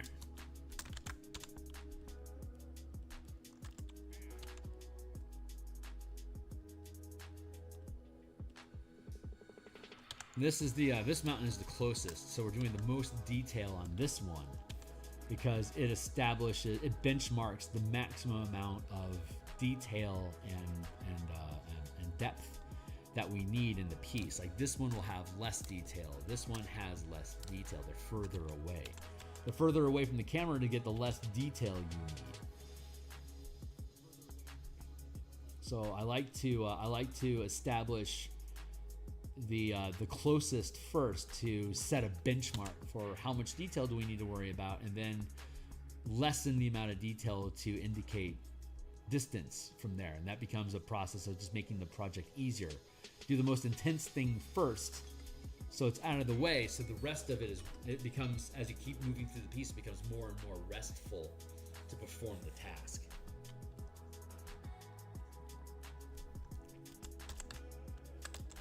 As you get more tired emotionally or physically with the piece, you're closer and closer to being done with the things that require a lot of effort. So it becomes easier as you have less energy. So the pressure generally stays the same throughout, but it becomes less daunting because you're at that point you're just doing, you're just basically doing, that's just endurance at that point, like doing a marathon. You just gotta pace yourself and work through it. But the powerlifting's at the front end of it when you're doing the high levels of detail, and that burns out your muscles. And creativity and attention, like concentration, is a muscle that has to not only be strengthened but also has to be able to rest and heal. And working through a composition, a single piece or a whole book, it's the same thing. You're going to become fatigued over time with the weight of the effort. So you want to do the heavy lifting early when you're light and refreshed and have a lot of energy, so that you can back off and coast later on. So you can catch your breath and not constantly have to be driving and pushing yourself. That's how you get burned out. So you have to learn how to pace yourself to move from difficult to easy. And then you can take a break to get that rest, and then you can pick up the load again, push the heavy, and then relax into the easy until it's completed, and then you rest. Rinse and repeat. That's how it works.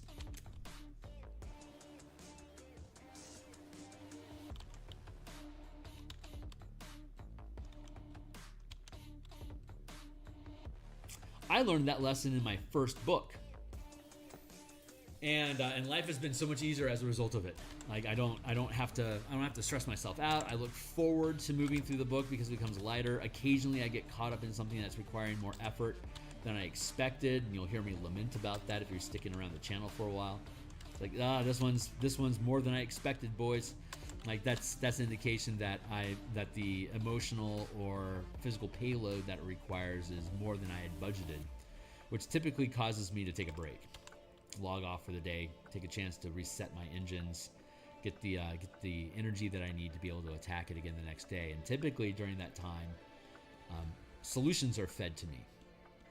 Like when I was working on tulips on Friday morning, I burned out working on the tulips. I got to retreat from this, and that's when I realized that I don't need a colorful flower patch down here. I need something to break the frame.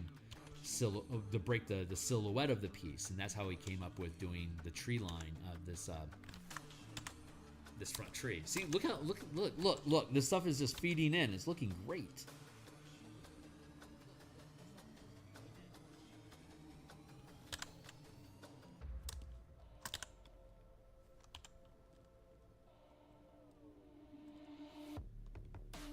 Nice. Look at that. This is a fucking good little piece.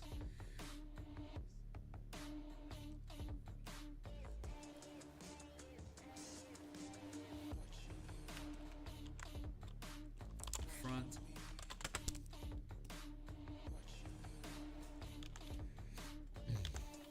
And now we're going to do the same thing here.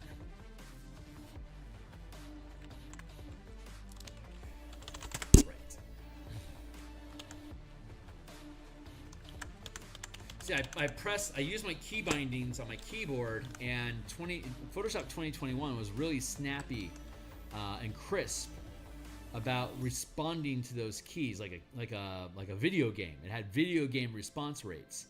But for whatever reason, 2025 just does not have that degree of recognition. It's kind of obnoxious.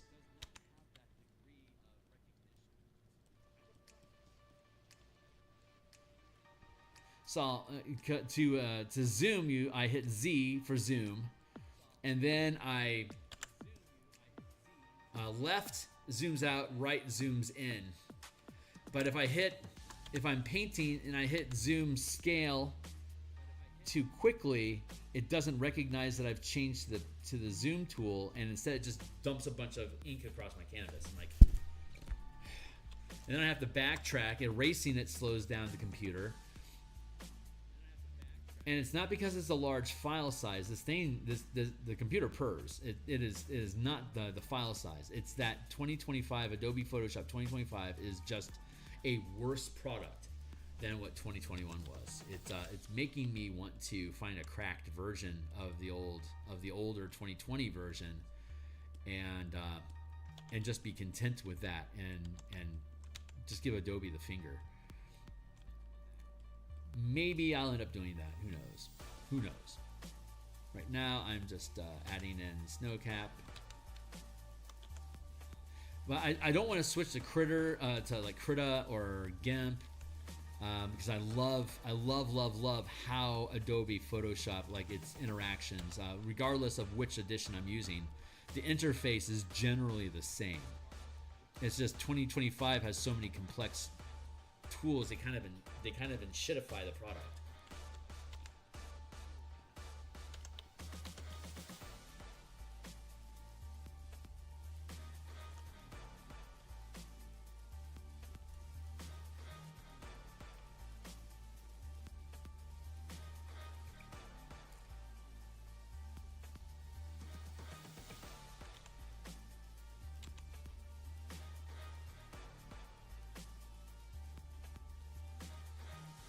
Granted, it's been a long time since I've looked at GIMP. Maybe it's gotten better. I haven't used GIMP since like 2022, like since 2020, 2000, maybe 2002. It's been a hell of a long time since I've used GIMP. I used Corel Paint for a hot minute, and I hated the tools on Corel. And then I got into Photoshop. Initially, I stayed away from it because it was expensive, but I figured it out. I was willing to make the sacrifice. And no regrets. There's been no regrets ever since. It's only with this newest version that I'm gnashing my teeth over. It forced me to change. I thought I was just doing a system update with a patch, but the patch was, congratulations, you're now using 2025. I'm like, I guess I should have read those patch notes, because I did not know I was updating to 2025. But 2020, the 2022. Photoshop that I was using was becoming unstable. I knew that they were pushing me into a patch update because the performance was going down. Whenever they want you to update your patch, your stuff typically performs worse. I don't necessarily think it's in shitifying the product intentionally or not. Not necessarily. I don't necessarily know if that's true or not. But I like killware. I don't know if it's actually be cataloged as killware or not, but it sure fucking feels like it sometimes.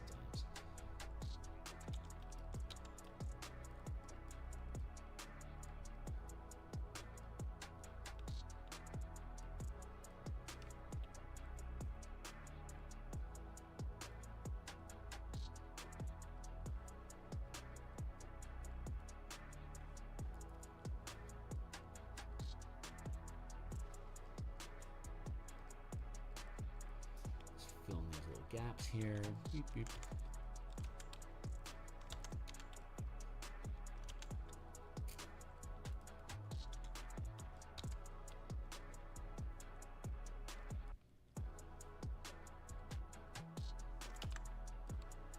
Not bad. Let's fill in this gap here.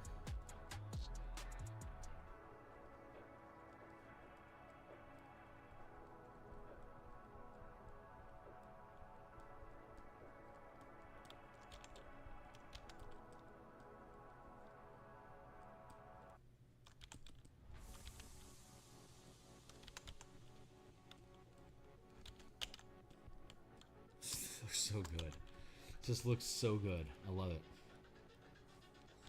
I'm going to take down a lower eraser, just like a 20% opacity here, just to chop at this a little bit, just to blend it in.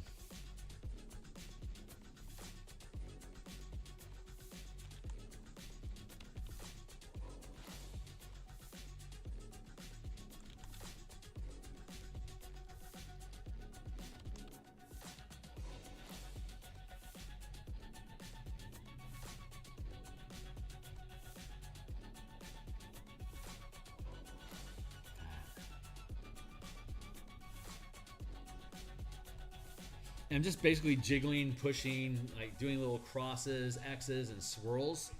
But I've done it a lot, so I kind of just let. I don't have to think of it. Like I was saying, it used to take like 5 hours for me to do something like this, and now it hardly takes any time at all because I don't have to think about it because my body knows. After practicing so long, you know, I can fire and reload my weapon without having to look at it. I just know what I need to do. My body knows the motion.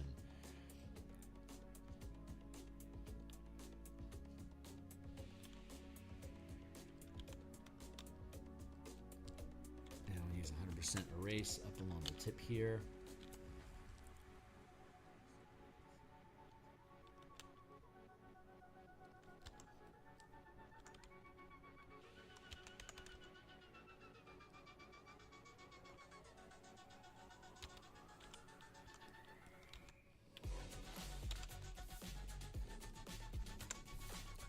Sounds like a 70% opacity, so I can smudge and pull, and we'll do like a 30% eraser. Yeah.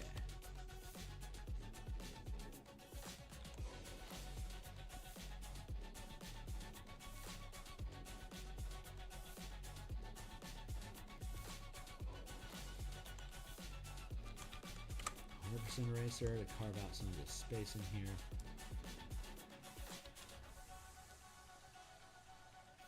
Smudge tool back to 100% so I can push the pixels around, get them into a place where I like them. Zoom out so we don't lose the mountain for the ridges.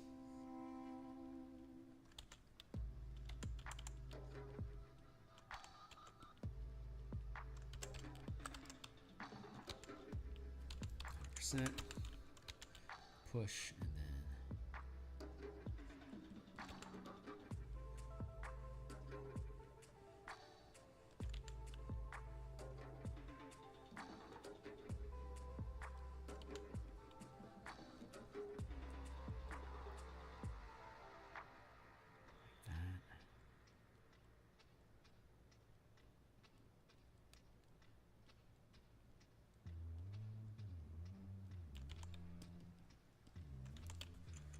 eraser to carve out some of that space just to break that up. And then pull on it. Let's go to around 80% opacity for the smudge tool.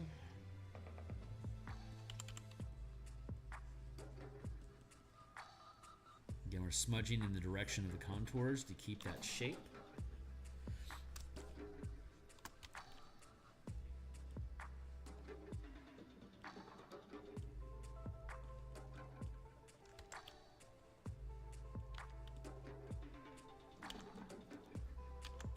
What I want to be careful about is with these shadows here. If they're too much, it makes it look like there's like some sort of unnatural corner in the mountain that light isn't catching. So I have to be careful about that.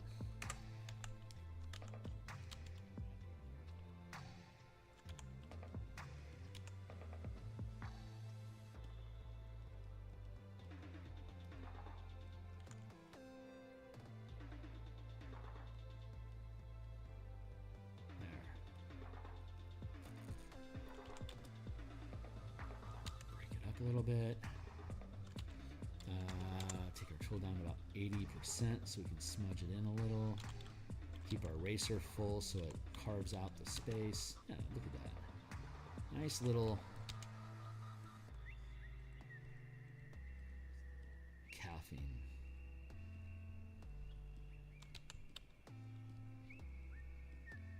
there's a term called calfing, C-A-L-F, calf. It's when a sheet of ice falls off of an iceberg or a glacier. Calfing. It's where these little gaps show up, like a little shard breaks off and falls free, and becomes an independent iceberg that just goes floating in the water, right?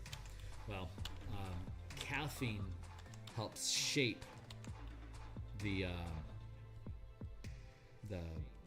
visible portion of what iceberg remains after it carves away, creates these little indents and stuff. So using that general principle and idea of calfing, that's how we come up with these breaks and ridges in our mountains. It's the same sort of idea. That chunks of it peel away and drop off. So I'm going to take an eraser, blend this down here like that a bit.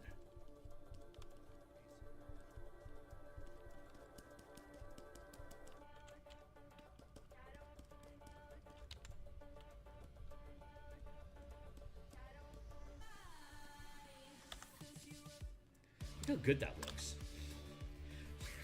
It looks so good.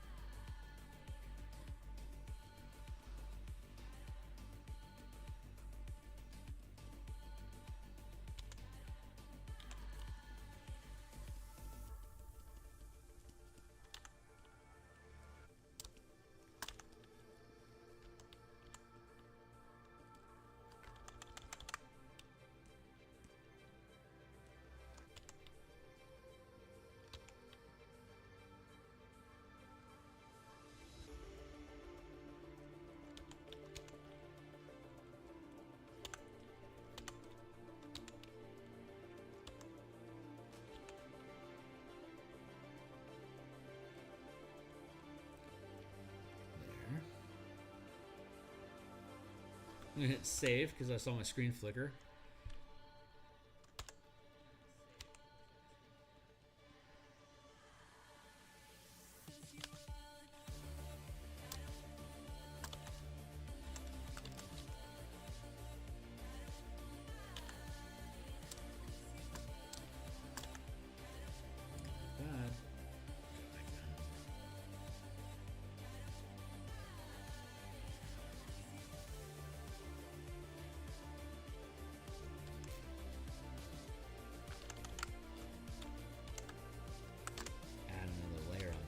Separate from all that stuff that we just did, so that this overlaps and blends into the existing scratch that we've done.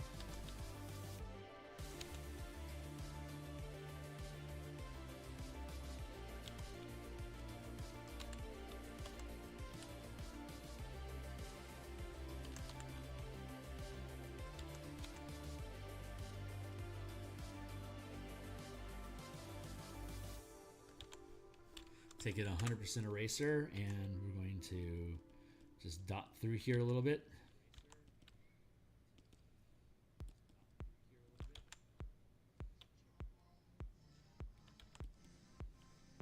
There. God, that looks so good.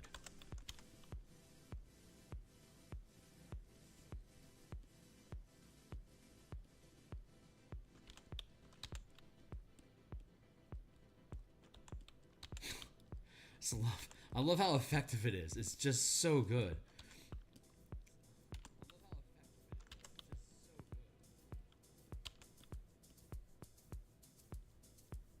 And you know, you can spend as much time on this as you want. It doesn't, if you're just having fun and you're just making stuff for yourself, you don't have deadlines, then be welcome to like make little caves and paths and whatever level of resolution you're working with. You can just dive into that space and just start building little shapes and forms inside of here, little nooks like this. You can do the exact same technique, but at a closer distance with lower resolution or lower size tools. But if the resolution of the image supports it, you can come in here. You can do like little micro pieces like that. But with the scale that we're working at, this this full screen size here, this is basically the resolution that we intend for the piece. And at this resolution, that's all that up there. That's fine. Looks good.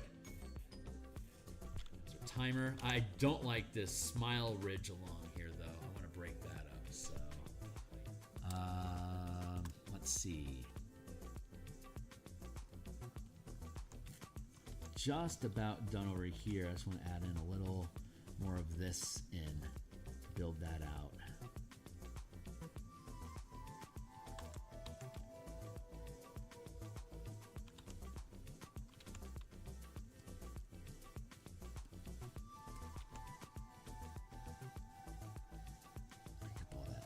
Texture-y bit.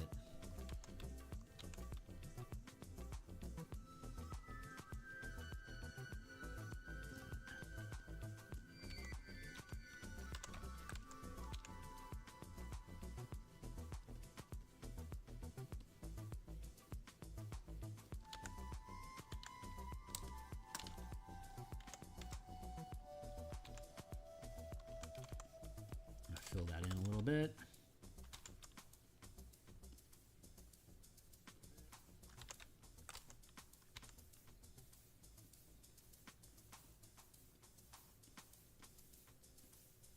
Blend those two together.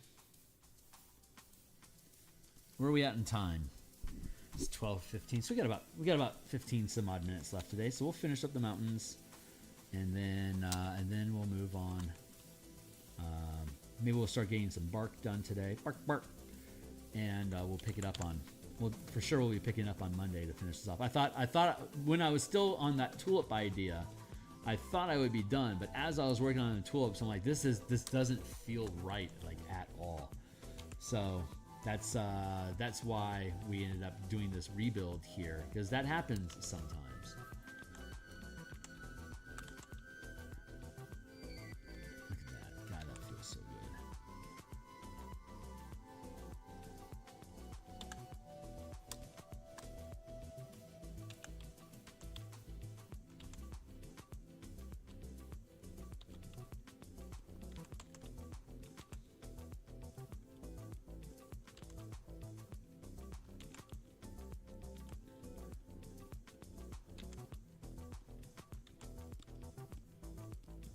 A little bit with a bit of an eraser.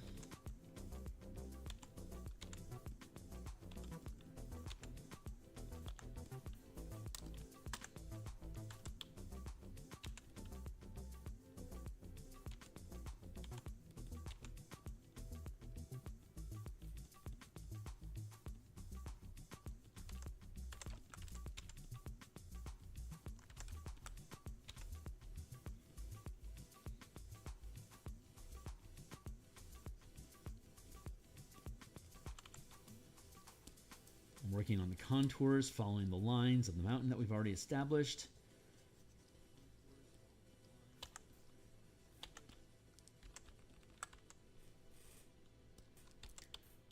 And a little more texture along in here.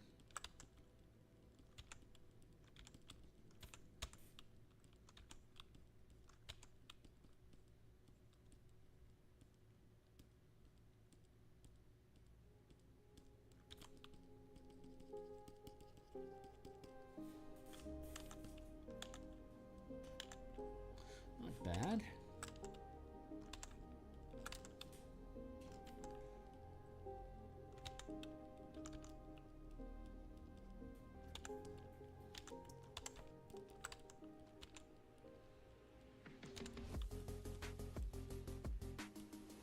This is at this point, this is, I guess, what you could call whinging.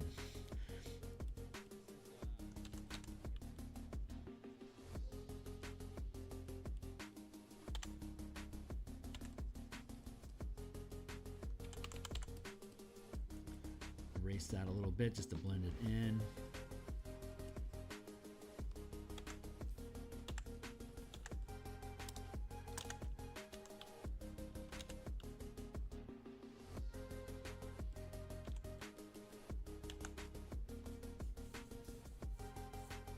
Nice. I like how that looks now.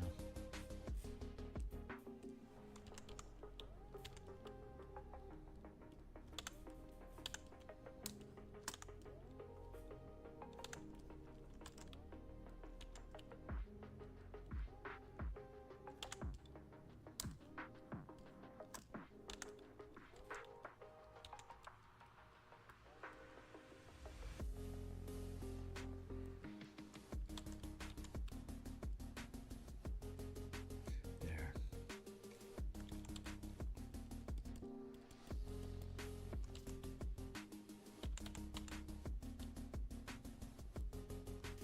100% on the smudge tool here, so I can scratch through this stuff a little bit. And then our eraser is going to be 100% as well, so we can chop at this a little, break up the texture. There we go. That feels pretty good. We can work our way down the mountain here a little.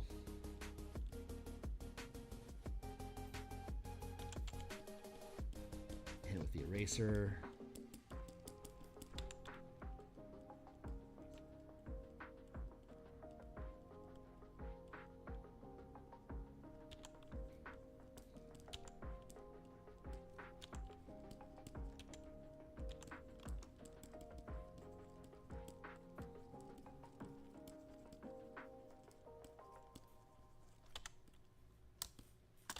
Now we're working over here, so we can fold this up. We're going to work a new layer. This is going to be called far right.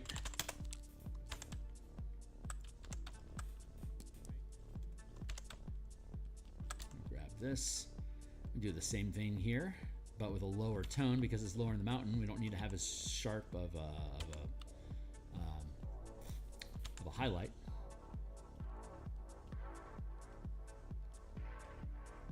And let's conceal our tree here for a minute.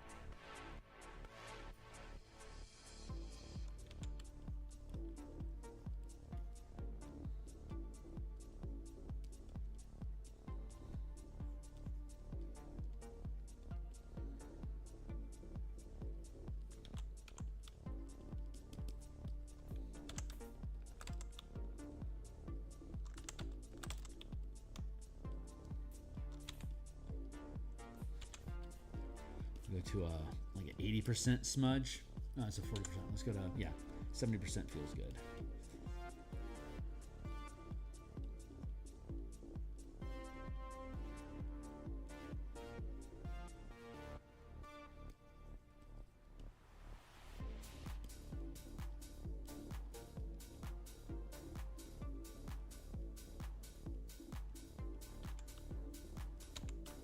This method of painting is very loose, and I think it feels very intuitive to me, and it feels more like gesturing than like methodical placement. So there's a lot of randomness, and it allows for the piece to surprise me because I don't necessarily know what's going to happen with it. I have an idea of what I want the illustration to be, but I don't have it. I'm not just like imagining it in my mind, holding that idea and then copying it onto the page from my mind. Some people can do that, but I cannot.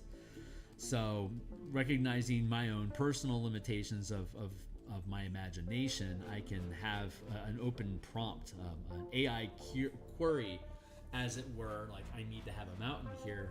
What can I do? And then I let my training, the skill set that I've done, basically render the image for me, without me having to put too much thought process into it during that time, which is what I think is so hysterical about AI. Because like when I've used AI initially, you know, I saw like I'd feed it a prompt and then I would see it kind of like pixelate and then further resolve the pixels into view. It's like, oh, that's what I do.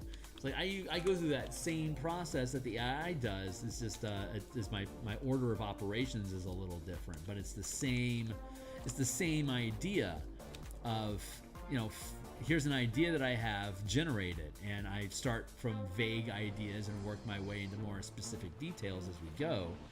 It's essentially the same process that AI uses. So like I get how AI works, and at the same time I'm like, you know what, that since that's the same process that I use to make art, I can accept that, although what they use to train it on ganking art from people without asking has questionable ethics. That it's rendering an idea, whether it's because of this is the most popular algorithms I have for this composition prompt. That's no difference from the visual library that I have. The only difference is that it's been allowed to accumulate and have thought perfect appearance of what that library is. I don't have that same degree of self-awareness of being able to, again, take an image in my mind and drop it onto the page. AI and computers do, but they don't have original thoughts. They're just indexing stuff that they've already seen, which is what a visual library technically is. So that's not wrong either.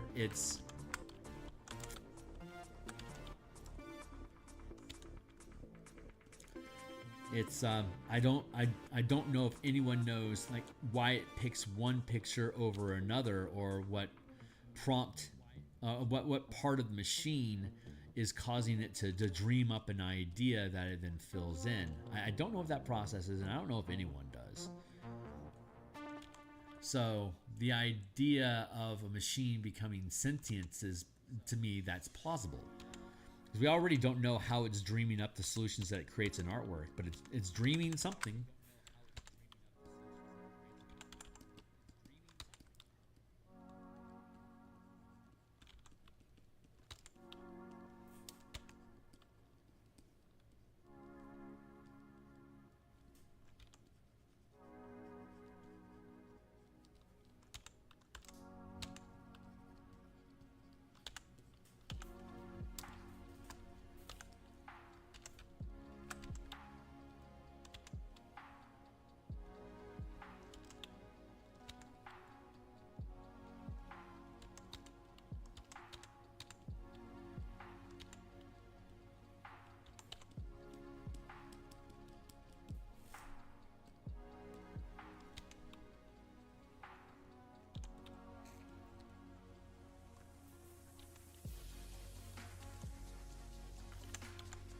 I need a new layer.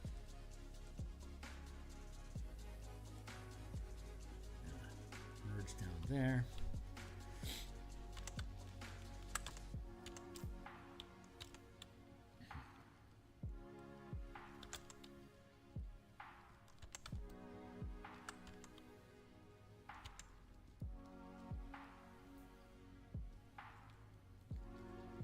Dot this in here across like that. Scratch it into the format that we're using here. Oh, that looks really good. This is already so much more interesting than it was. Change approved. Let's build out this little ridge like this here.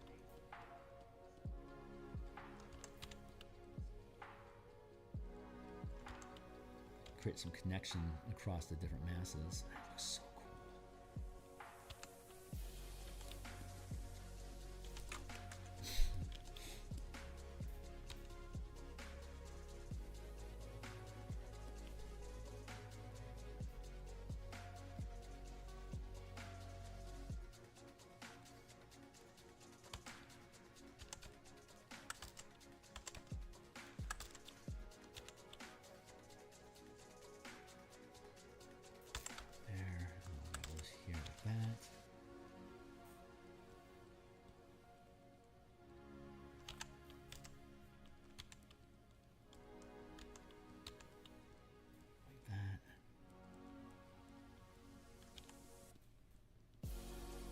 Erase a little bit just to scratch it out. There we go.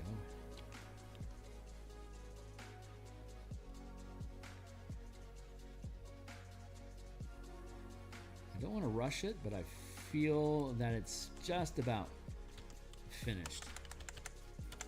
Take that back.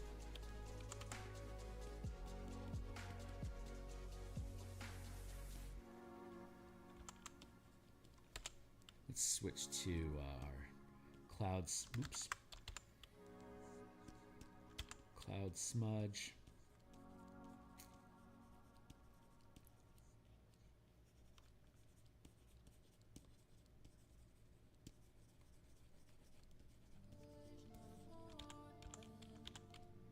Back to our chisel. Chisel.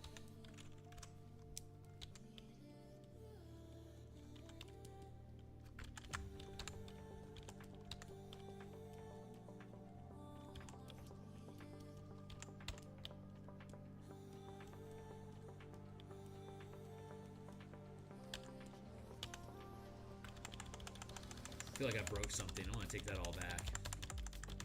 I don't think that smudge was the right idea. I know what I was trying to do, but it was too pronounced for the location. That needs to go away. So let's take that all back. Let's reconsider where we're at. There. Mistakes were made, but I recognized the mistake before it was too late for me to take it back. I rescinded that message.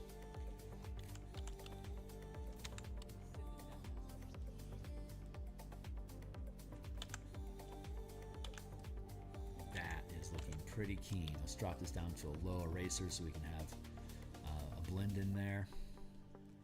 And then we can pull on this a little bit and erase on that. Pull on this a little, erase on that. Oops, that is not eraser. That's our Photoshop failing us again on the button swapping.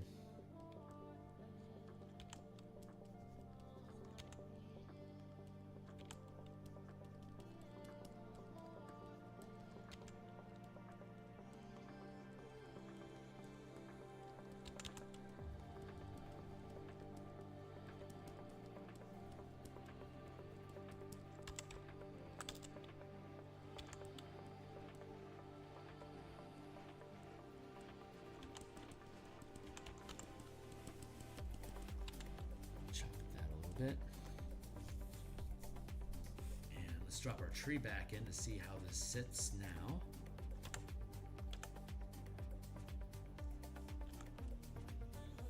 Feels a lot better now. We can leave that tree in place.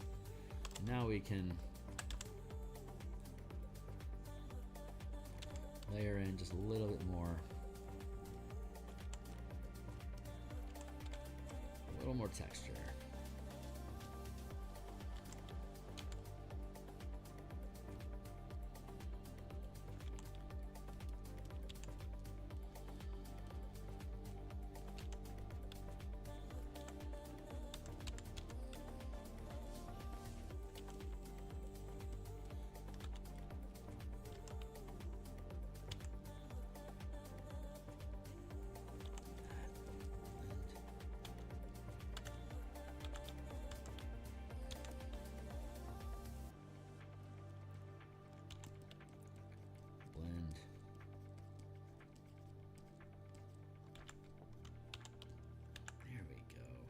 That feels pretty good. Let's drop a little more texture here on the back side here. Blend, blend, blend.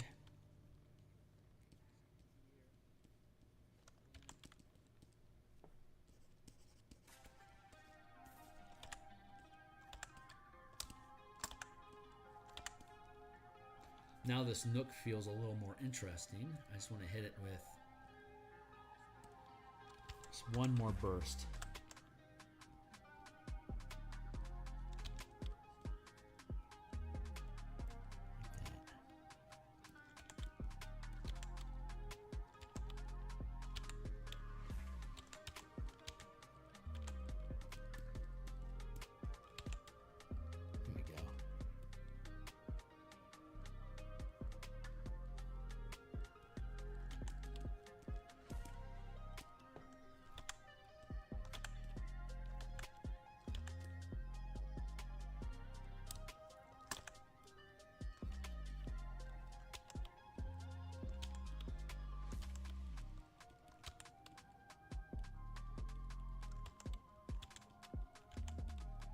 blend in like that.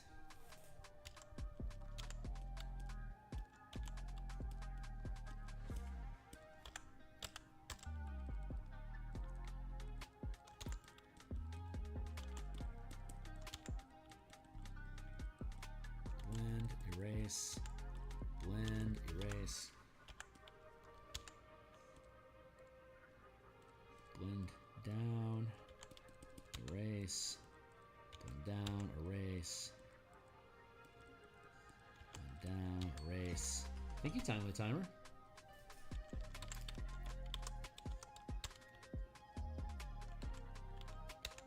Down.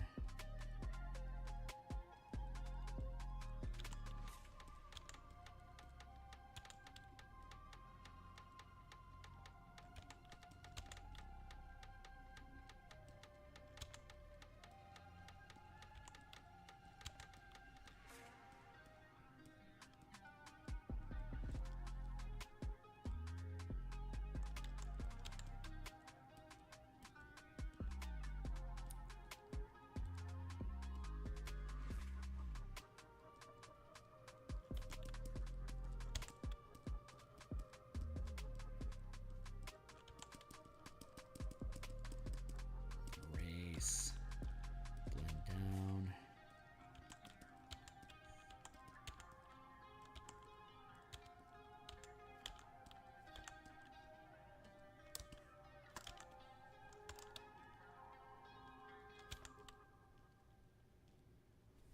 Let's go to that tree again. I'm whinging on this detail because, again, this corner is important because the eye is naturally going to be pulled to it because of that trunk. So I need to make sure that this makes sense throughout here, and I think we're just about at a place where it does.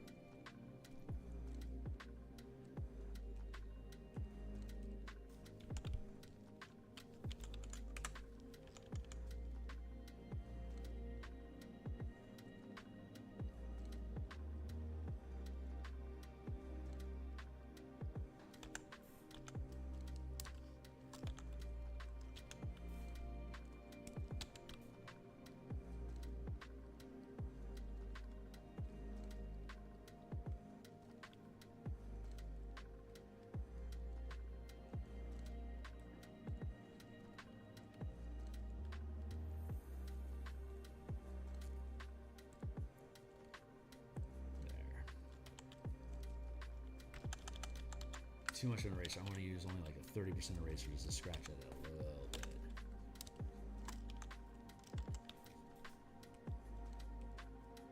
And now just one more layer.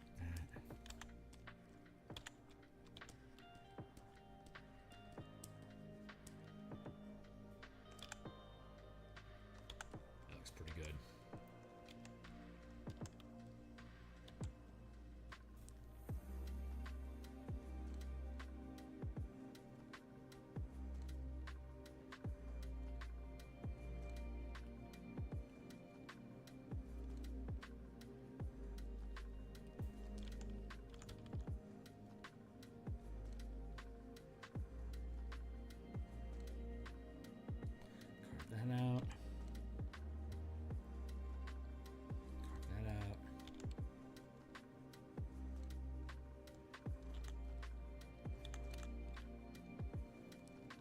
That out.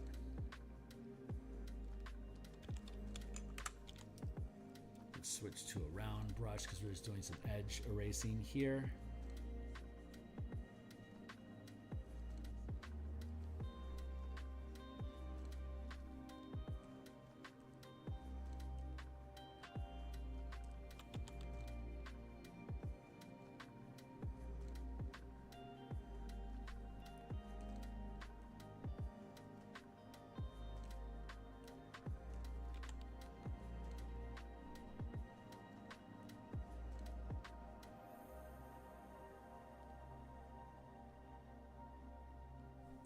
Let's hold on.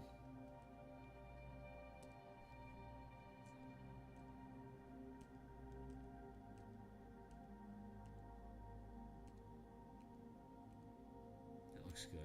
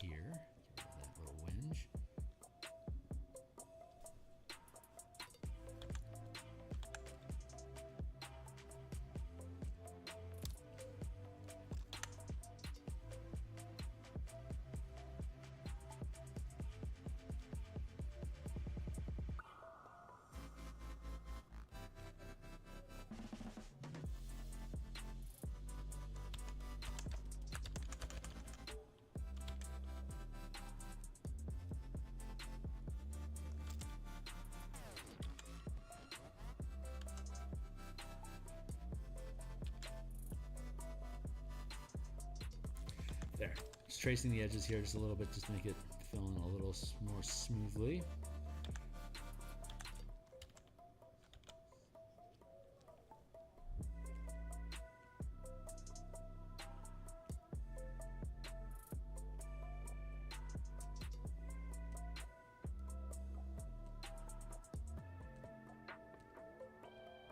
There's an edge here that's been missed. Hold on.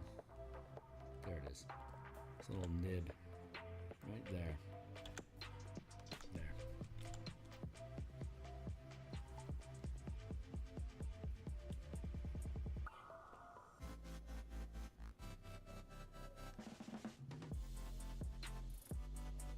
One little burr. There it is.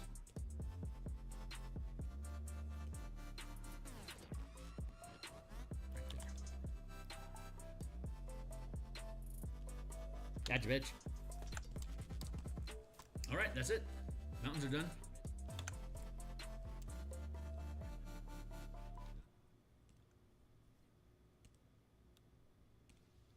I'll get our tree back in.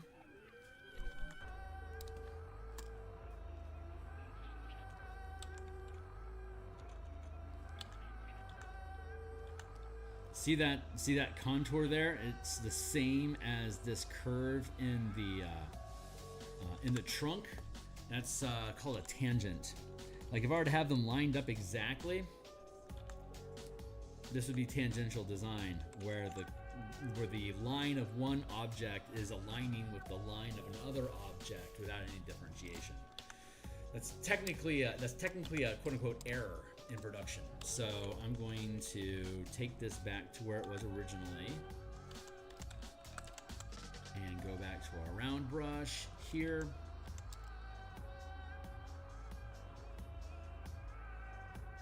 And fill that in a little bit.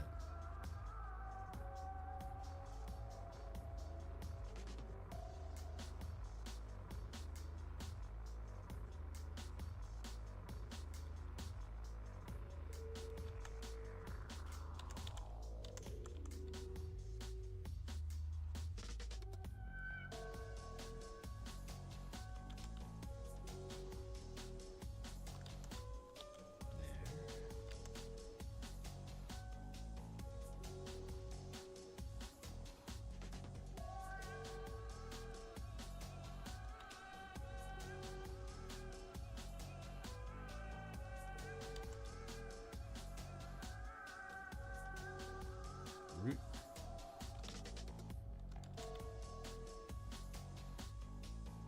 Root.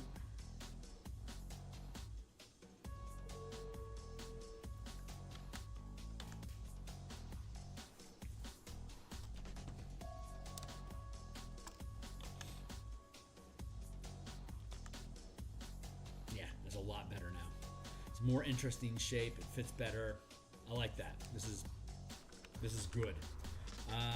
Let's see, just a little more thickness on this branch here. That was popping out at me as something that needed looking at. Over here, I want to bend that out a little bit to thicken it. It's a better load bearing.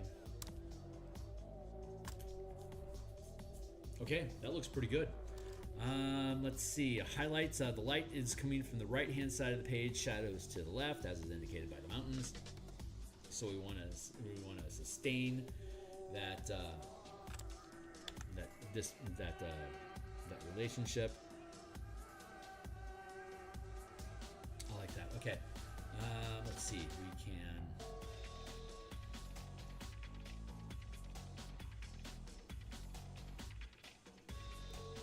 Put the shrubbery in front. I'm gonna build this as fluffy tree. And then front shrubbery.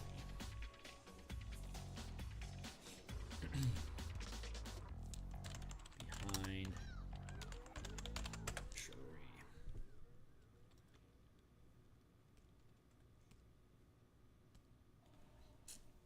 And then we'll take our reference image.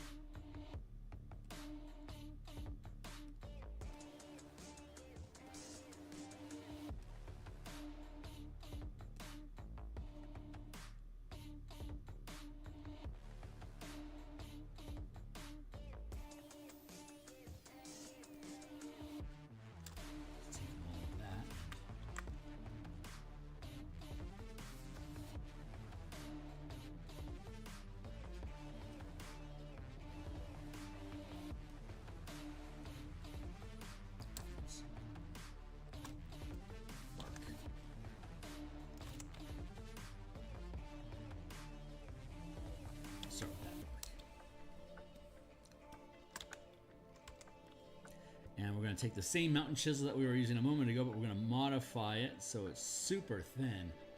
So now it's just a vertical line. See?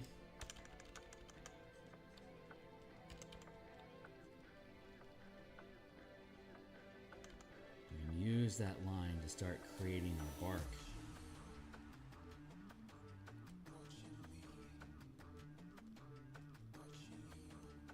See how it just makes these neat little knolls and knots and little burrs.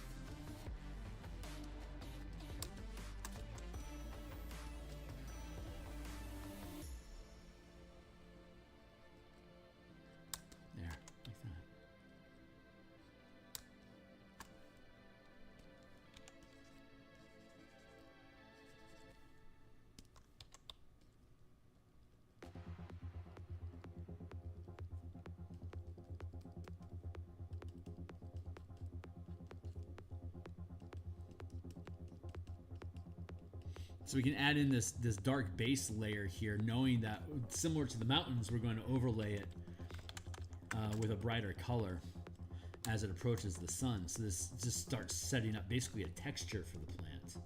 So all we need to do for now is just create a texture, an underlying texture, and we have the black poking through, and we're going to leave that in place. to add to the depth of it. The shadow is going to be this darker green, and then the highlight will be a lighter green, but this near black underlying all of it helps bolden its silhouette against the rest of the piece without emphasizing it as just a giant black mark across the page.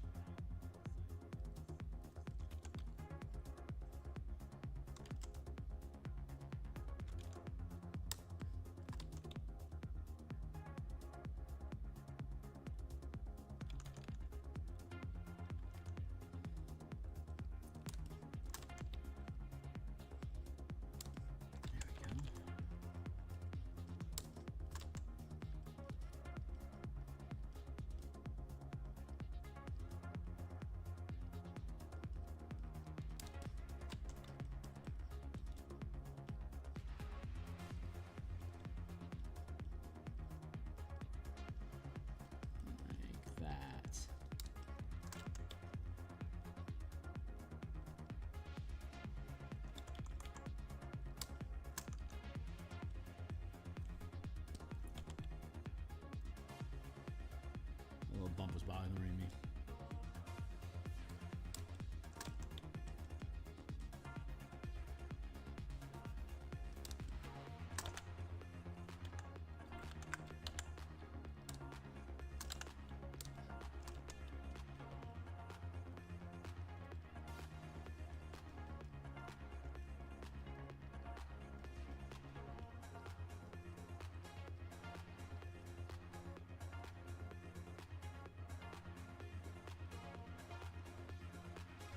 Everyone's a little different, but this is how I do it.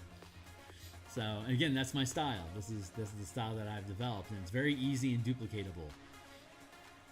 And again, all these tools that I'm using are on my Patreon, which is linked down below. And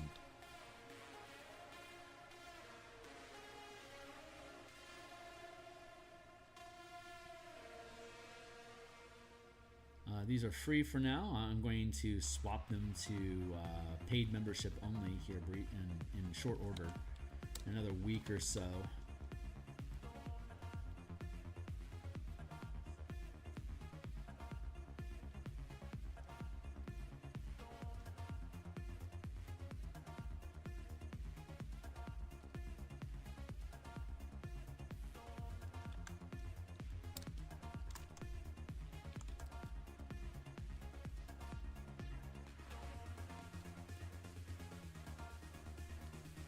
This layering effect, again, all we have to do is layer this on, and then we'll layer on highlights to help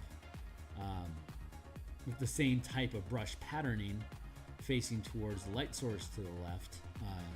Light source to the right. It'll be the same stippling pattern of these vertical lines, but when it all fuse together, they'll all accumulate and look basically like that.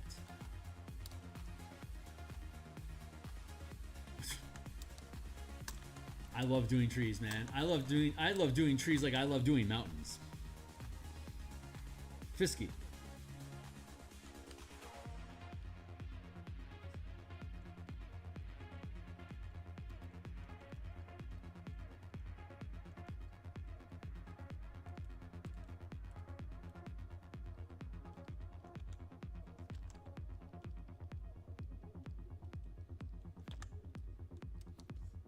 And that's it for now. I'm going to go ahead and hit the brakes on this. We're at 12:54 here in Seattle. It's time for me to go. I'm loving where we're taking this. Super success. I'm absolutely I was questioning it when we were playing with the tulips and we had that horizontal striation going on. But now that that's been removed, I am and went in this new direction. I am absolutely in love with this piece. So we're going to continue on Monday. We may even spill into Tuesday. We'll see. I'm not in a hurry to get it done. I mean, obviously I want to get it done, but I'm not in a hurry. I'm going to let the thing breathe and do what it wants to do and have the opportunity to play with it here with you guys on screen. And when it's done, and then we'll move on to the Ader Academy piece that we're going to work on. And the Ader Academy will be the last significant splash page that we need to worry about for the book. And then we can start working on smaller and smaller pieces that'll go quicker and quicker. And I don't know if we'll have this done in September or not, but not unreasonable to be somewhere around that point. So we're getting into the swirl of it now, guys. So if you think this stuff is cool, like and subscribe, hit the bell icon for notifications, check out my books that are linked down below, join into my Patreon to grab these tools if you're interested in them. And I'll be back Monday morning to continue this painting. I'll be back tomorrow night. I'll be back Monday night to continue working on Strixhaven backgrounds for the 5e2/4 conversion in D&D. And then we'll just keep rolling through our weeks and months and years and lifetimes together. And I'll see you guys on the other side. Thanks a lot.